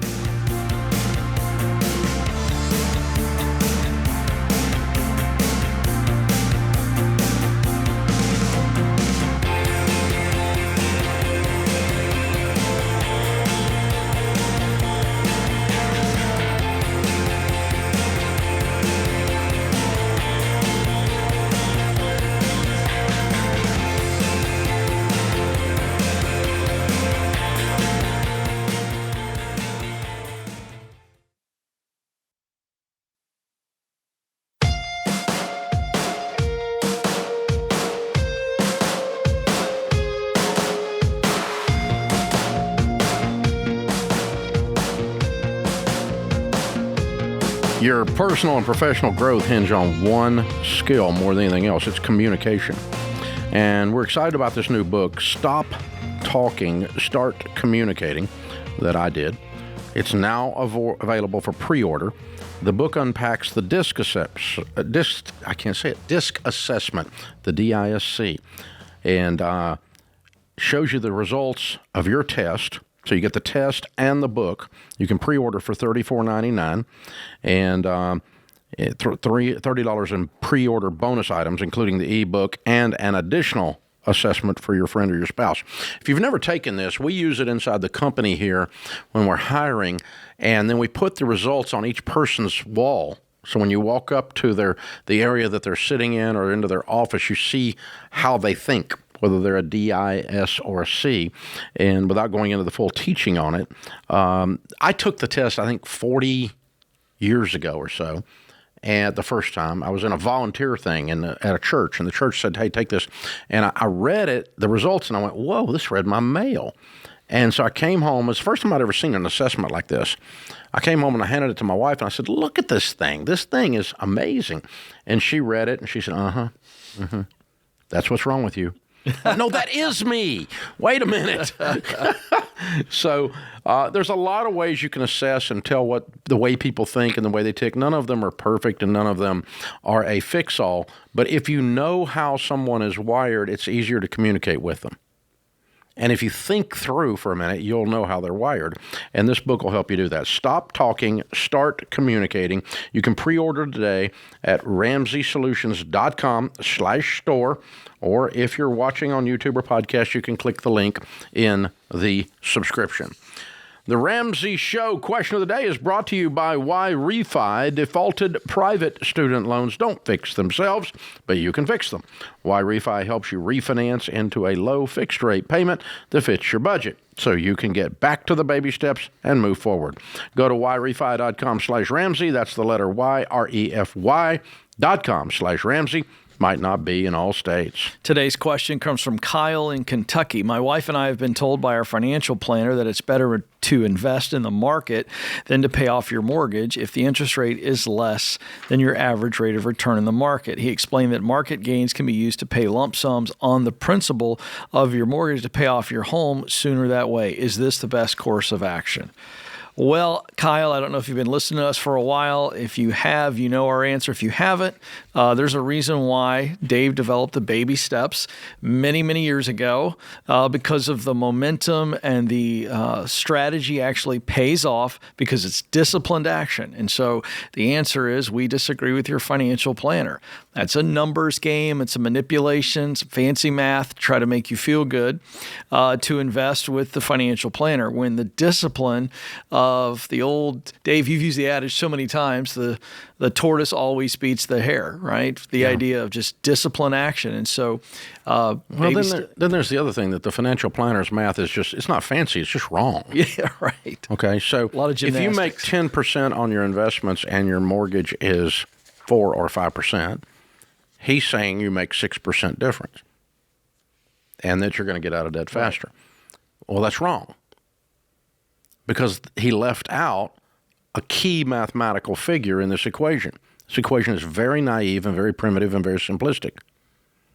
If you did a sophisticated analysis of this, you would factor in risk.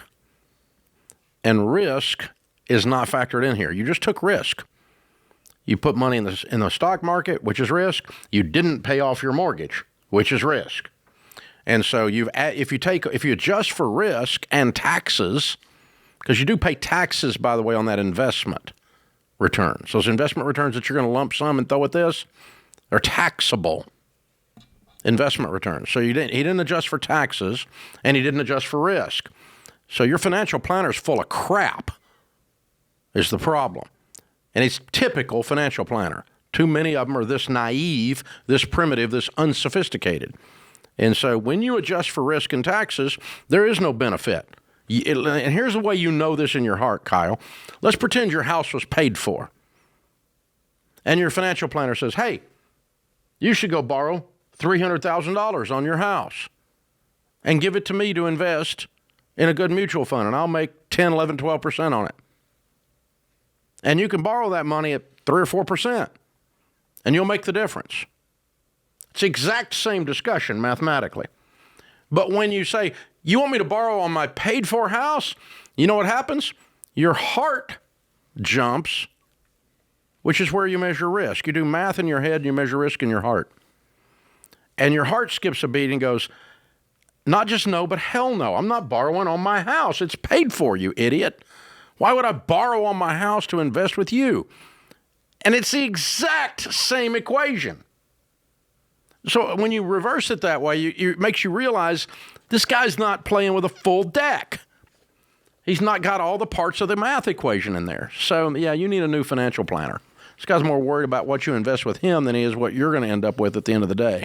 You're going to end up with a lot more with a paid-for house and increased cash flow that you can invest in good mutual funds, which is what I have done, what Ken has done, what all the Ramsey personalities have done, what millions and millions of people have done that became Baby Steps millionaires, and they didn't have your financial planner. Mm-hmm. So you need one that can do math. You got left out. God, man, the arrogance of these guys. It's unbelievable. Tim is in New Jersey. Hey, Tim, what's up? Hi, how are you doing? Good. How can we help? So I'm a baby step 5 now, so I'm debt-free. I do have a car lease. That's the only thing that Well, then you're not in baby step 5. You have debt on your car. You're right. So I have 2 questions. One, if I should pay it off. But then my main question is, the reason why is because I would like to have a nice car. I can afford it, but it's going to come out more money. It's going to be a bigger headache for me to have to sell it and everything like that. And I don't have a big payment on it compared to what I make. But my main concern is my wife is very concerned when it comes to spending. So we used to be really broke, like we had a lot of debt, and I paid everything off. And no, you paid off everything but the car. True. Okay. So let's say I pay off the car. I will pay off the car, but I make enough for my wife to be able to spend nicely for stuff, personal stuff. I work at night as well, so I do music and I work at night. What's your household income? It's hard so I make $170 after taxes, roughly. So good for you. 1099, so it's not. Good for you. You work hard. Good for you. And you have no debt except the car lease, and you're paying it off. Good. Yes. Okay. And what is it? How much is it your wife? How much is it your wife has trouble spending? How much money? It comes like any purchase that is like $250, $300 for clothes or something like that. Well, if you do a detailed budget where every dollar has an assignment before the month begins, and she's in agreement with that budget, she'll be able to look at that budget and say, if I spend this $250 on some clothing, we still have the money for groceries. We still have the money for investing in retirement. We still have the money for X, Y, or Z. And as long as she knows she's okay, she can spend it. But when it's all discombobulated and it's just kind of swimming around in your head and you don't have a detailed plan, she doesn't know it's okay to spend it. When we were broke, Tim, Sharon and I would go to the grocery store, and when we're buying groceries to feed our family, we wondered, because we didn't have a budget, we didn't have a plan, we wondered if we just spent the money to keep the lights on at the house. So it was stressful to buy groceries. That's what your wife is experiencing. But once we had a plan, we said this much is for groceries, this much is for electricity, this much is for the house payment, and we have that plan laid out. Then when we spend money on groceries, we're not stressed because we know it's a part of an overall plan and we're going to be okay. She needs to know she's going to be okay if she spends this money, mathematically. Yeah, and hang on the line. We're going to give you Rachel's book. It's a #1 bestseller, Know Yourself, Know Your Money. My guess is your wife's background, in other words, the environment she grew up in, plus her experience with money to this point, is shaping some of that fear. I think that book will help.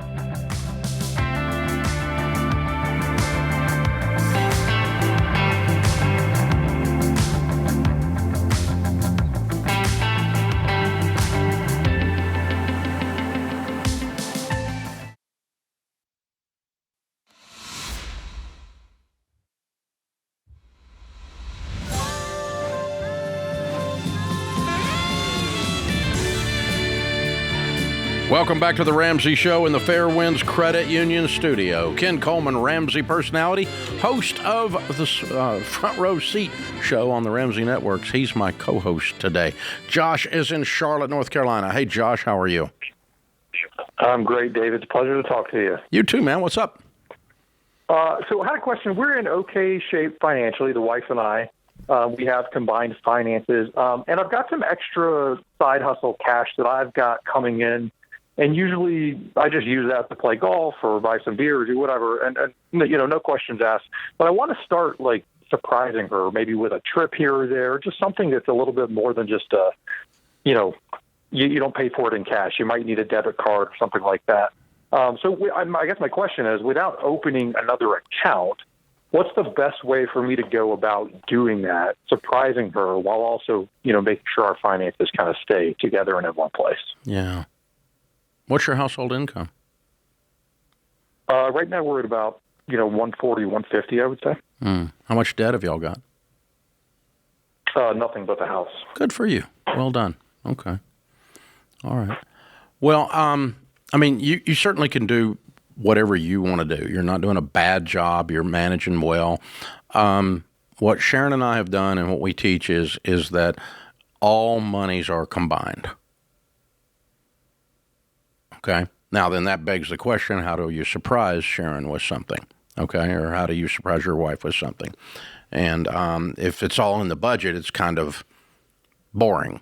It's all, surprise. There's your surprise fund, And so, the way it ends up working at our place, honestly, we do a lot of travel today, particularly. It's kind of one of our things we're doing at this stage of our life. And in my case, I've actually figured out my wife does not like surprises. So that's a little different. But aside from that, she does not want to do all the detailed work of planning the trip. And so we would have, in our case, maybe a modified way of our thing into you would just be that, you could have a surprise line item in the budget. This is money, a sinking fund that is for me to surprise you with, and I'm going to do different things. And I might buy a trip, or I might buy you something else, or whatever. And the fact that the money is in the budget is not a surprise, but the item or whatever I buy is going to be a surprise because it's a surprise. It's a surprise fund. That's what it's for. And you guys are grown-ups. You're not 4 years old, so that probably will work good enough. If she has to be like tricked into thinking you have money you don't have, I'm not good with that idea. It's less about tricking her. It's just, I know, but I'm just saying, you got to hide it from her so she's surprised. It's well, is the surprise when you reveal that you have booked the trip, or the surprise when you just put her in the car and say, hey, we're headed to the airport? What level are we talking about? Well, it'd be nice to, and I don't think we'd get as far as because we have, a child and all that. It's like I can't just put her in the car and say, hey, we're headed to the airport. But it'd be nice to have something booked a few months out and then go to her a couple weeks in advance and say, hey, that pre-weekend that we have, it's not free because we've got something. Yeah, that's great. You can do it. What I'd like to do. Yeah, you can do that with an anonymous category. We can name it whatever we want to name it. Anonymous trips or surprise for this. I like doing this for you. as husband to wife, and so I'm going to put it in the budget. Yeah, and I'm going to give it a name. I don't care what it is. I mean, we have so many friends. Like, you know, we've talked about it. Sam and Jade Orshaw. I mean, Sam, we talked about on the show recently. Sam, they put money in their budget away for each other, and it's just, this is Jade's fun category and it's his fun category. Well, Sam never spends his, and he just stacks and stacks and stacks, and he does something really awesome. So you could do it that way too, where as long as it's in the budget, we're communicating, and it's like, this is the old blow envelope is what this is, and if it stacks up, then you can surprise her with that. So there's a lot of ways to do it. But I'm always putting side hustle money in the budget. Oh, yeah. Period. I'm not going to run it as a side No, deal not a separate with the account. money. I'm Not saying separate it's account. I know, a I'm just line saying. item. I know. I'm just, Okay. that's what he was doing. I'm not going to do that. Oh, yeah. No. But it's, you know, it's certainly up to you, Josh. There's, you know, and again, we've been married 43, almost 44 years. And so there's very little that surprises her. Right. That is a different deal. I agree. So it's like, she's not 4. Yeah. It's not like, you know, it's hard to surprise him even for like she doesn't a birthday even gift. like a surprise birthday party. So I'm just saying that this woman. What that's about just a her. gift? Does Sharon tell you what she wants for her birthday, or do you surprise her with that? I surprise her with that. Yeah. And most of the stuff that we do on a trip, I mean, she may know the location and the date. Right. But most everything else, she's like, yeah, surprise me. Oh, that's fun. That's okay. So she wakes up and you're like, here's the agenda. Here's what we're doing. Yeah. That's great. Here's the plan. That's right up and your you alley. know I got a plan. Oh, so, believe me. Yeah. From sun up to sundown. It's ridiculous. Yeah. But it's fun. Jack is in New York City. Hey, Jack, what's up? Hey, guys. Thanks for taking my call. Sure. How can we help? So about 3 years ago, I took out a SBA 7A loan to purchase a specialty coffee roasting business. And now that I'm about 3 years into this loan, there's about $100,000 left. It's a 9.75% interest rate. And I feel like I'm finally catching my breath a little bit with this. So I'm trying to figure out where I should start putting any extra money I have. Catching your breath, meaning you're just now profitable? Yeah. So what kind of profit are we expecting in the coming 12 months? It's about 20% of our revenue. Our revenue last year was $660,000, and we're projected to do about $1 million this year. Okay, so you may make $200,000. And is this a side hustle or is this your full-time gig? Full-time gig. Okay. And so what are you all living on? What's it take for you all to live out of this? Yeah, so last year we brought home about $77,000. And you lived on that. Does your wife work outside of this? No. Okay, so you lived on $80,000 last year. About, yeah. So if you made $200,000 and you lived on $80,000 this year, you could pay off the loan. Yeah, I guess 200 so. minus 80 is 120. The loan's 100, right? Right. Okay. So do that. Why not? Why would you keep this loan around? It's not a pet. Yeah. No, I get what you're saying. It's, yeah, okay. That makes sense. So hold on, weigh that really quick with what you were thinking about doing. What were you thinking of?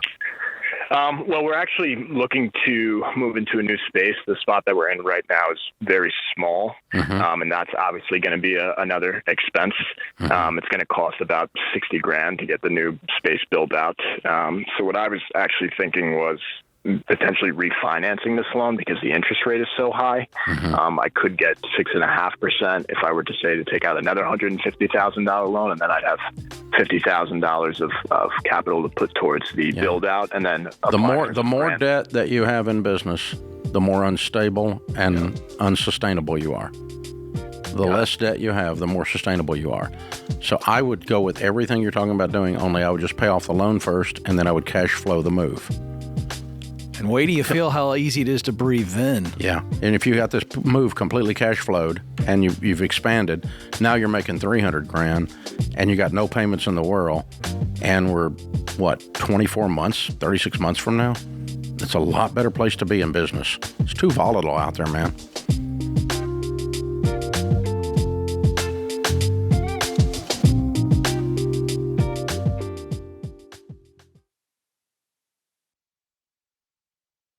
It's that time again, folks. Tax season is here. I know some of you would rather bury your head in the sand until April 15th than face your taxes. But here's a better idea. If your tax situation is complicated, get in touch with a Ramsey Trusted Tax Pro today. That way they can take the stress off your shoulders once those tax forms come in and teach you how to keep your tax bill as low as possible. But don't wait. Ramsey Trusted Pros can book up fast. Go to RamseySolutions.com/taxpro to find one who serves your area with excellence. That's RamseySolutions.com/taxpro.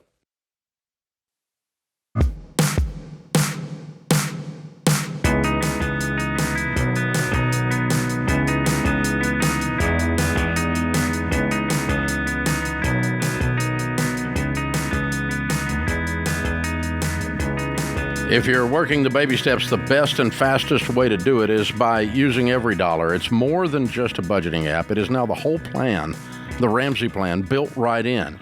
You track your progress, you get personalized recommendations and coaching for your situation that'll help you free up more money and work the plan faster. It's like having one of us walking with you every day, showing you the next right step and holding you accountable. Start EveryDollar for free by downloading it in the App Store or Google Play. Adam is in Seattle. Hey, Adam, what's up? Oh, hi, Dave. Thank you for taking my call. I appreciate it. Sure. So I just feel lost in life. I am 26 years old. I have no degree. I'm unemployed, and I haven't been able to hold down a job since I graduated high school. I've had 10 jobs, and yeah. What is your assessment? And give me a single 1 or 2 words at most. Well, what has kept you from holding down these jobs? What is it? Just a lot of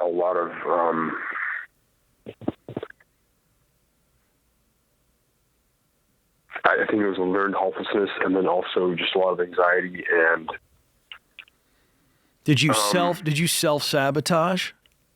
Yeah. Yeah. Okay. So what's at the core? And again, don't worry about how you word it. Just be as gut level honest as you can. What do you think's at the core of all this anxiety, this fear, this worry? And it's my fault. I took ownership of it. I just don't know how to move forward. So, yeah.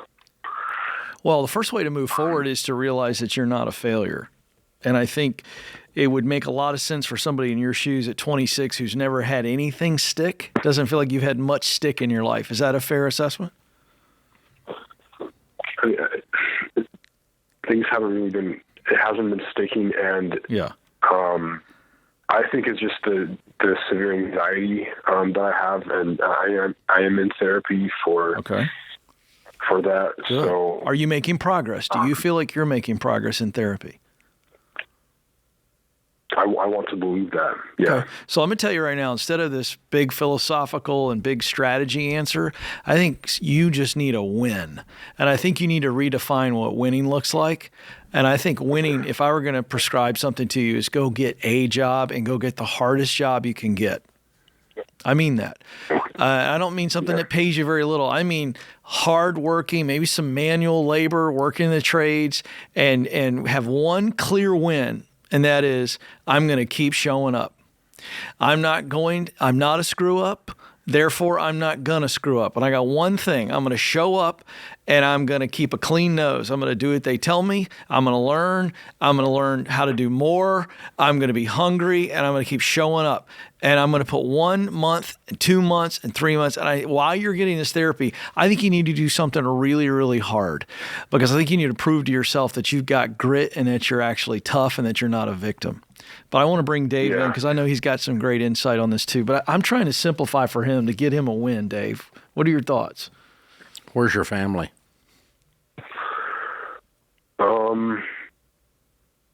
So I am with a relative of mine. I live with a relative of mine, and What relative? Uncle, aunt, brother, sister, what? Yeah, uncle. Okay. Where's your mom and dad?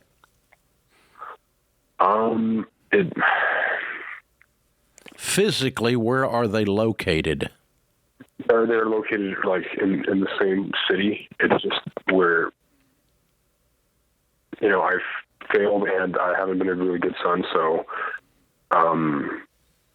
yeah, I don't really talk to my mom much, but yeah.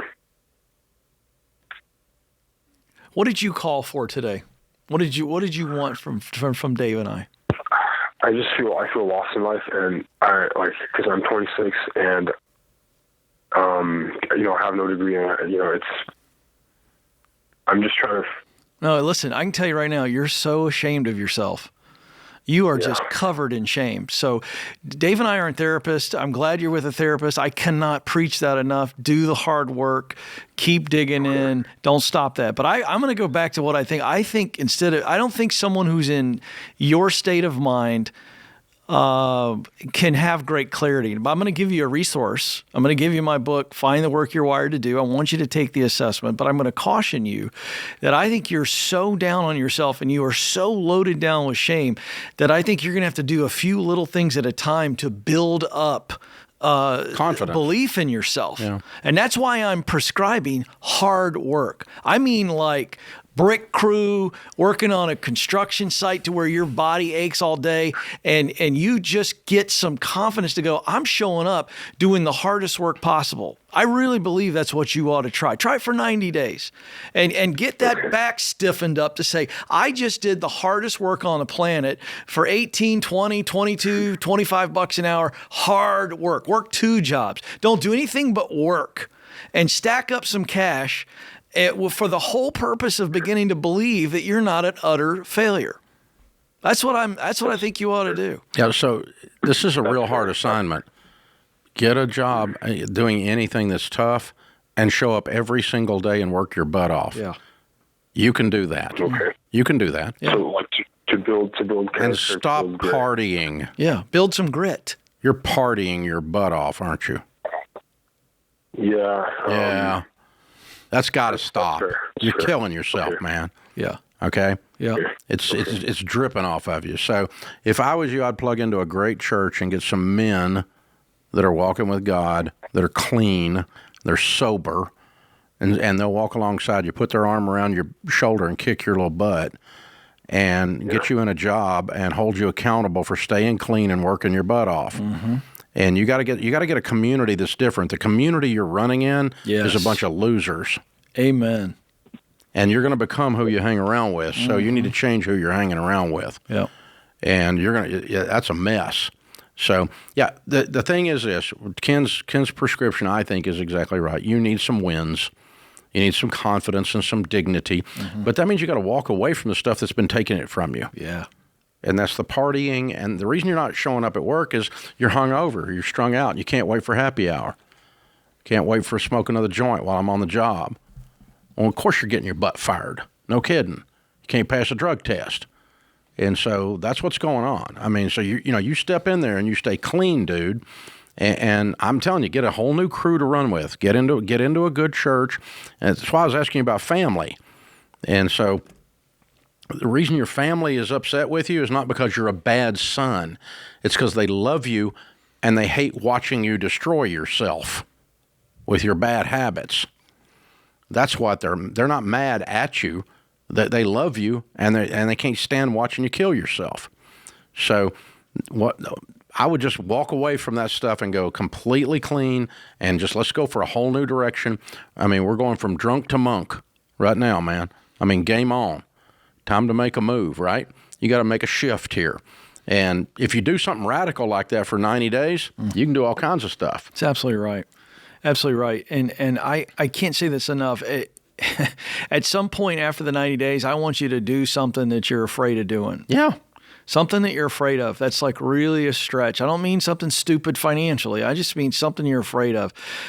Which right now is everything. It is. But I cannot tell you how much hard work will do for the soul. Oh, yeah. You know, and by the way, your only goal, by the way, is stack as much cash as you can in that 90 days. Staying clean. Yeah. Get a goal. Staying clean. I think you can do this, Adam. I know you can. I really don't think it's as bad as your brain has told you it is. But yeah, you're going to have to walk away from some stuff and towards some new stuff. Yeah. If you want a different recipe, if you want a different thing, you got to change the recipe. Keep doing the same thing over and over again, expect a different result. That's the definition of insanity. That's what the 12-steppers say. And they're quoting Einstein, by the way.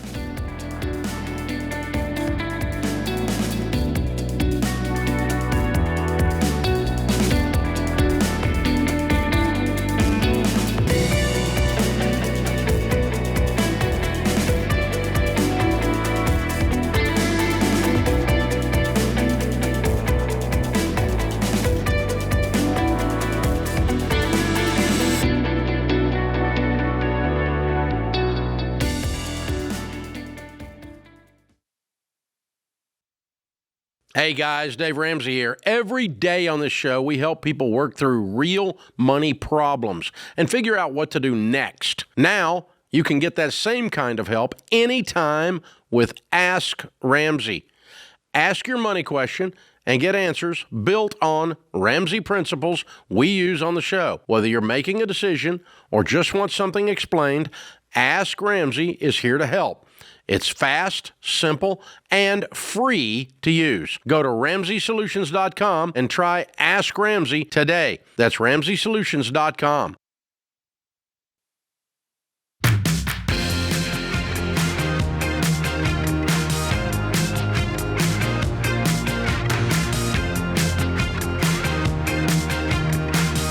In the lobby of Ramsey Solutions, one of our own Ramsey Solutions team members, Brandon Ray, and his wife, Madison, to do a debt-free scream. Welcome, guys. Hey, how's it going? Good, man. How are y'all? Doing well. Cool. So how much debt have you two paid off? $118,000. Wow. And how long did that take? 4 years. Good for you. And you've been here about 4 years, right? Yes. Okay, tell folks what you do here at Ramsey. Software engineer on Trusted. All right. Yep. And so if you're getting getting help from a tax pro or a real estate agent, it's very likely that Brandon Ray might have written the code. Sure. That caused you to be able to do that. So that's how it works. Yeah.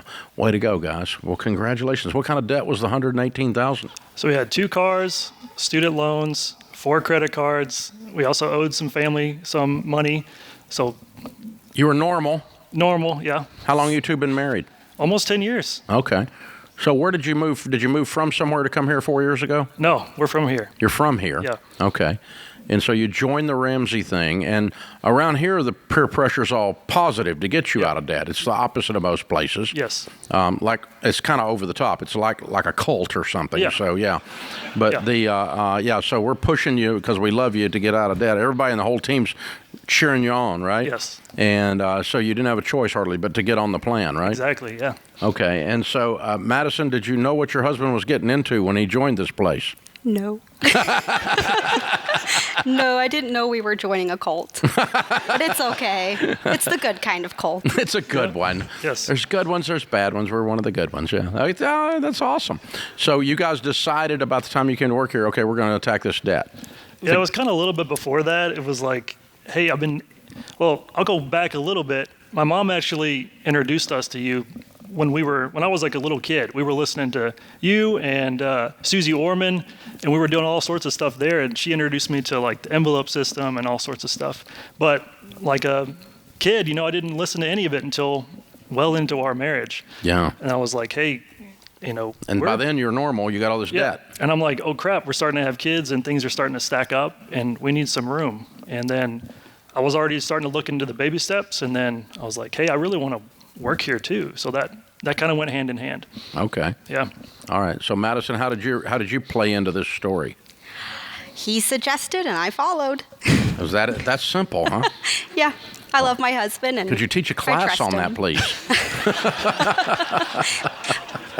Bible 101.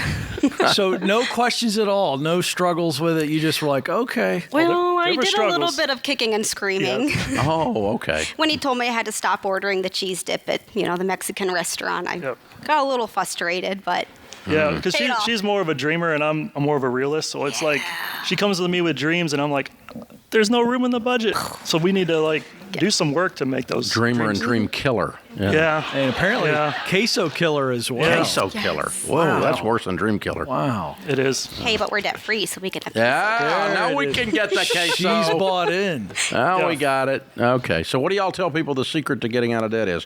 $118,000 in 4 years. So you did like $25,000, $30,000 a year, right? Yeah.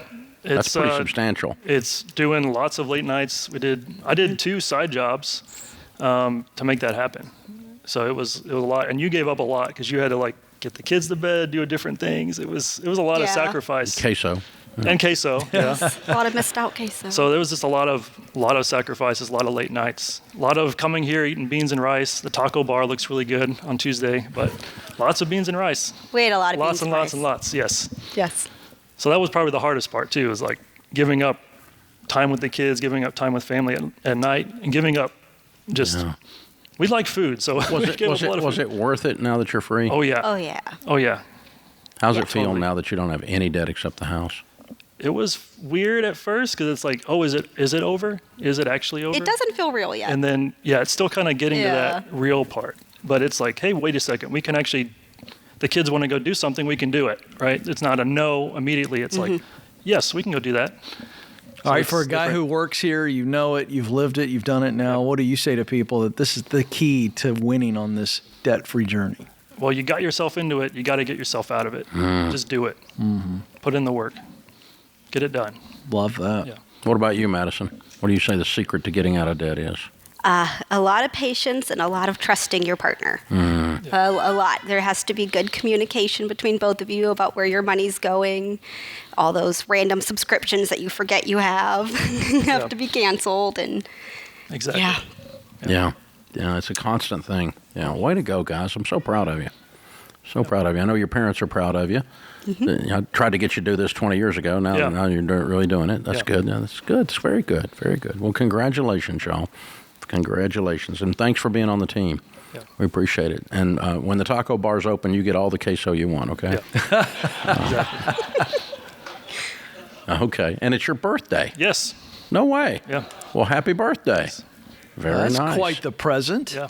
Yeah. How are we celebrating tonight? We're going to ice cream after this. Wow. Yeah. There we go. Yeah. There we go. That's good. Two scoops are okay today. Yes. There we go. Yes. maybe a waffle cone. Yeah. Oh, easy going all out Going crazy. Let's go crazy. That's it. I like it. Very well done. All right, Brandon and Madison from the Ramsey Solutions team living right here in Nashville. $118,000 paid off in 4 years. Oh, what are the kiddos' names and ages? We got Beckett, he's 5. Cecilia is 7, and Adeline is 5 months. Oh, perfect. Very cool. And they look like they've been practicing their debt-free scream. Oh, yes. So y'all ready to do your debt-free scream? Are you ready, Adeline? Ready to do it? All right, count it down. Let's hear a debt-free scream. Ready? 3, 2, 1. We're debt-free!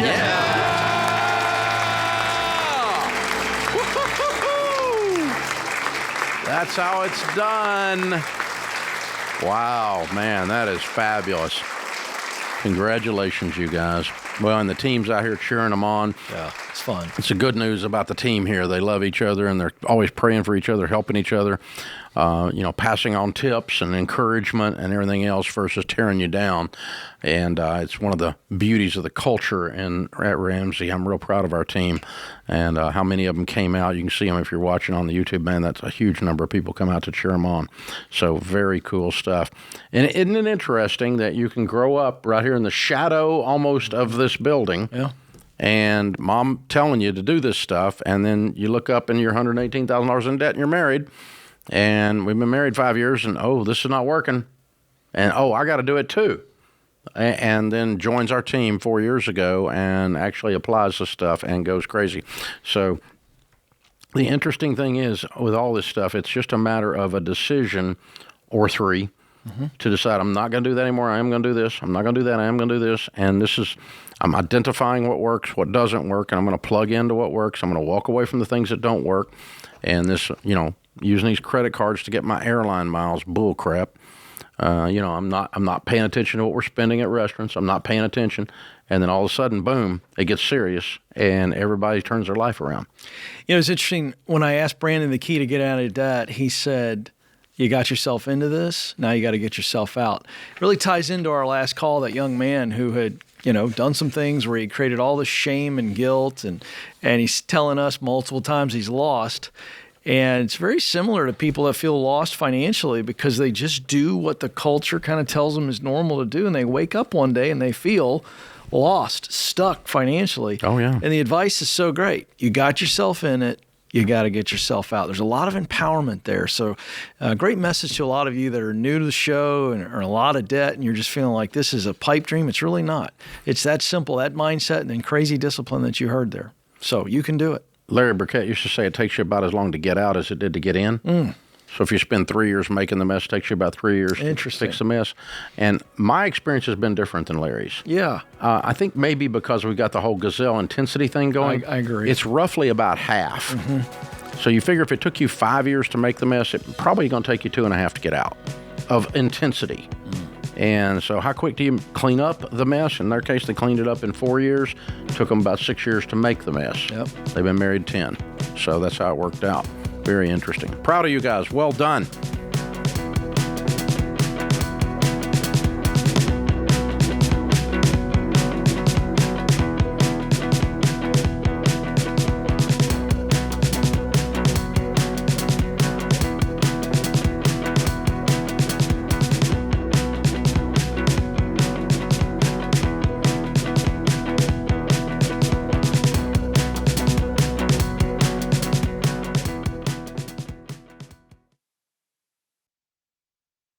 Hey, good folks, Dr. John Deloney here. Don't you think life is too short to hate Mondays? Listen, you're worth loving the work you do and where you do it. So guess what? Ramsey Solutions is hiring. If you're ready to join an amazing team that's all about changing lives and spreading hope, we want to see your application. Right now, we're hiring for technology, sales, marketing, writing, copy editing, and creative roles. Check out all our job postings at RamseySolutions.com/careers. That's RamseySolutions.com/careers.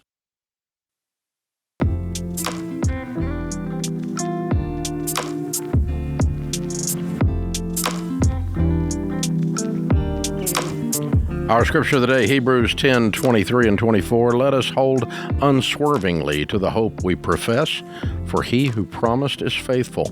And let us consider how we may spur one another on toward love and good deeds. John F. Kennedy said, too often we enjoy the comfort of opinion without the discomfort of thought. Yeah, that's really good. Ooh, ouch.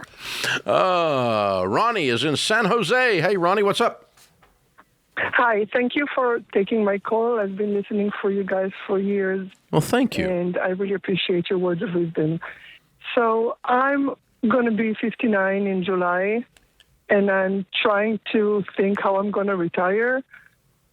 I'm working right now part-time as a teacher, and I own my house, but I don't think I can maintain the house here in California. I have a little farm, and there's always something happening, the septic system, and then the well is going bad. So every time there's something else. So I'm not sure I can keep this house for retirement. And I was thinking to renovate it. I don't have enough cash to renovate the house, and I was offered to take a HELOC. And by listening for you for so many years, I know that you guys are not pro HELOC or taking any loans. So at this point, I just don't know what to do. What's the best way to go? And what are you thinking of doing? I'm thinking to move to a different state.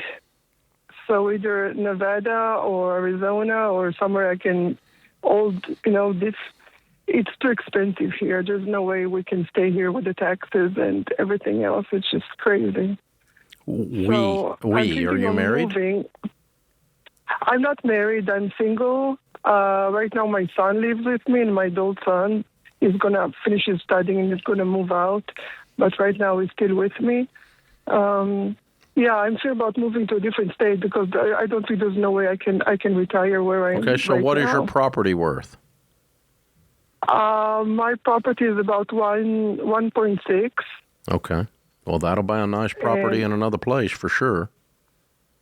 Yeah, but I still need to leave me some nest egg for retirement because I don't have, except the house, and I have some money market. Mm-hmm. How much do you have in a money market? Right now, it's still collapsing, but it's about 600. Mm-hmm. Okay. So if you sold your property, I'm just thinking about the math only, not the emotions, but if you sold your property for $1.6 million and you bought a property in another location for $600,000 and you paid cash, and that would give you $1 million to invest for your nest egg, how would that sound? I'm not sure. I'm only 59. Yeah. I'm not sure it's going to take me all the way if I, Oh, it'll take you all the way. You don't make $100,000 a year now, do you? I am definitely not doing $100,000 a year, no. What do you do? No. She's a teacher. A teacher. I'm a teacher, but part-time, yeah. So what do you make? Why are you just working part-time? I've been working for so many years full-time, and I want to do other stuff, so I'm working part-time. How much does it take for you to... right now about $5,500 per month. Yeah, how much does it take for you to live? $3,000. Okay. So you can work part-time as a teacher somewhere else. So if you had a paid-for house in another market and you put $1 million or whatever, $800,000 in a good investment, and you're working part-time from 59 to 69, you'd be in great shape, wouldn't you? Yeah, but I don't want to work till 69. Well, I mean, you're going to have to make some money somewhere. It's too much, yeah. Yeah. So I think your plan will work. It's just you're just going to have to be limited on what you spend on the property that you're going to move into in the next state. Yeah, I mean, look, if the whole place is your oyster, if you can go anywhere, then I would go to a state that has no state income tax. I'd go to a place where I could buy something that's more than enough room in the $350,000 range. And up to 600. I mean, up to 6. But I'm saying you don't have to spend 6 and invest the rest of that. That's gonna do fantastic for you. It's gonna double every 7 years, and you're gonna be fine. Yeah. Just don't touch that nest egg and let it grow, and you continue to do a little work. It won't kill you. You're not dying. You're 59. It's not like you're 89. And so, there's a lot of stuff you can do here. But, yeah, I got a feeling, though, that it's very emotional for you to leave that farm and leave California after all these years. And so the math says to do what you're doing. But then you've got to decide if that's where you want to live. And the next place, whether it's Idaho or Nevada or Arizona, wherever you're going, you need to go house shopping over there. You need to buy an airline ticket and go over there and look at houses. And, start talking about, where will they accept your teaching credentials, so that you can teach part-time over there, create some income, and then sit down with a SmartVestor Pro. Go to RamseySolutions.com and click on SmartVestor and sit down with one of them and say, gosh, if I put $800,000, $1 million with you, what kind of an income would that generate for me to live on in my retirement years if I pay cash for a $500,000 or $600,000, $400,000 house?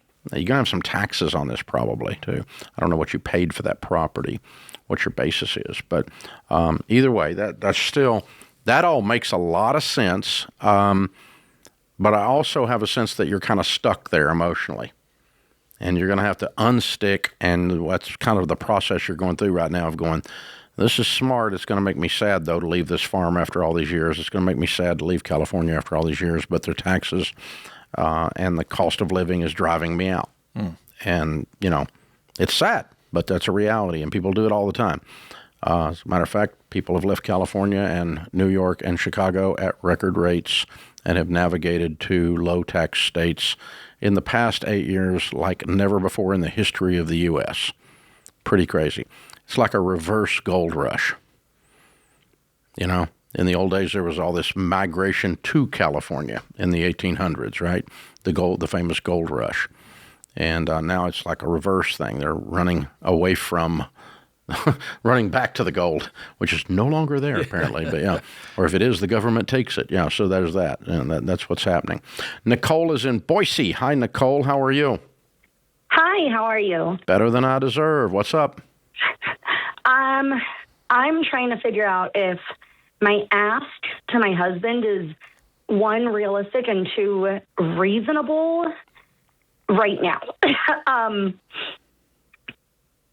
financially.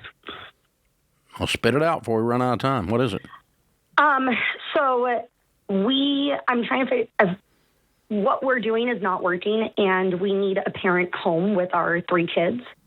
I just don't know. I after paying for daycare for the 3 kids, my income's $1,500 a month. Okay. I don't know if it's realistic to ask him, or if we can even financially afford for me to. Can you live on his working. income if you didn't have a daycare bill? We're $500 a month short. Okay, what do you do for a living? On his income.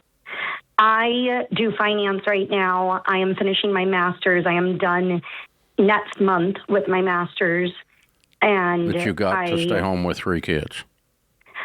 Yeah. Well, the goal is to work remote from home teaching at an online school. Well, why would And that when I not make started- more than $500?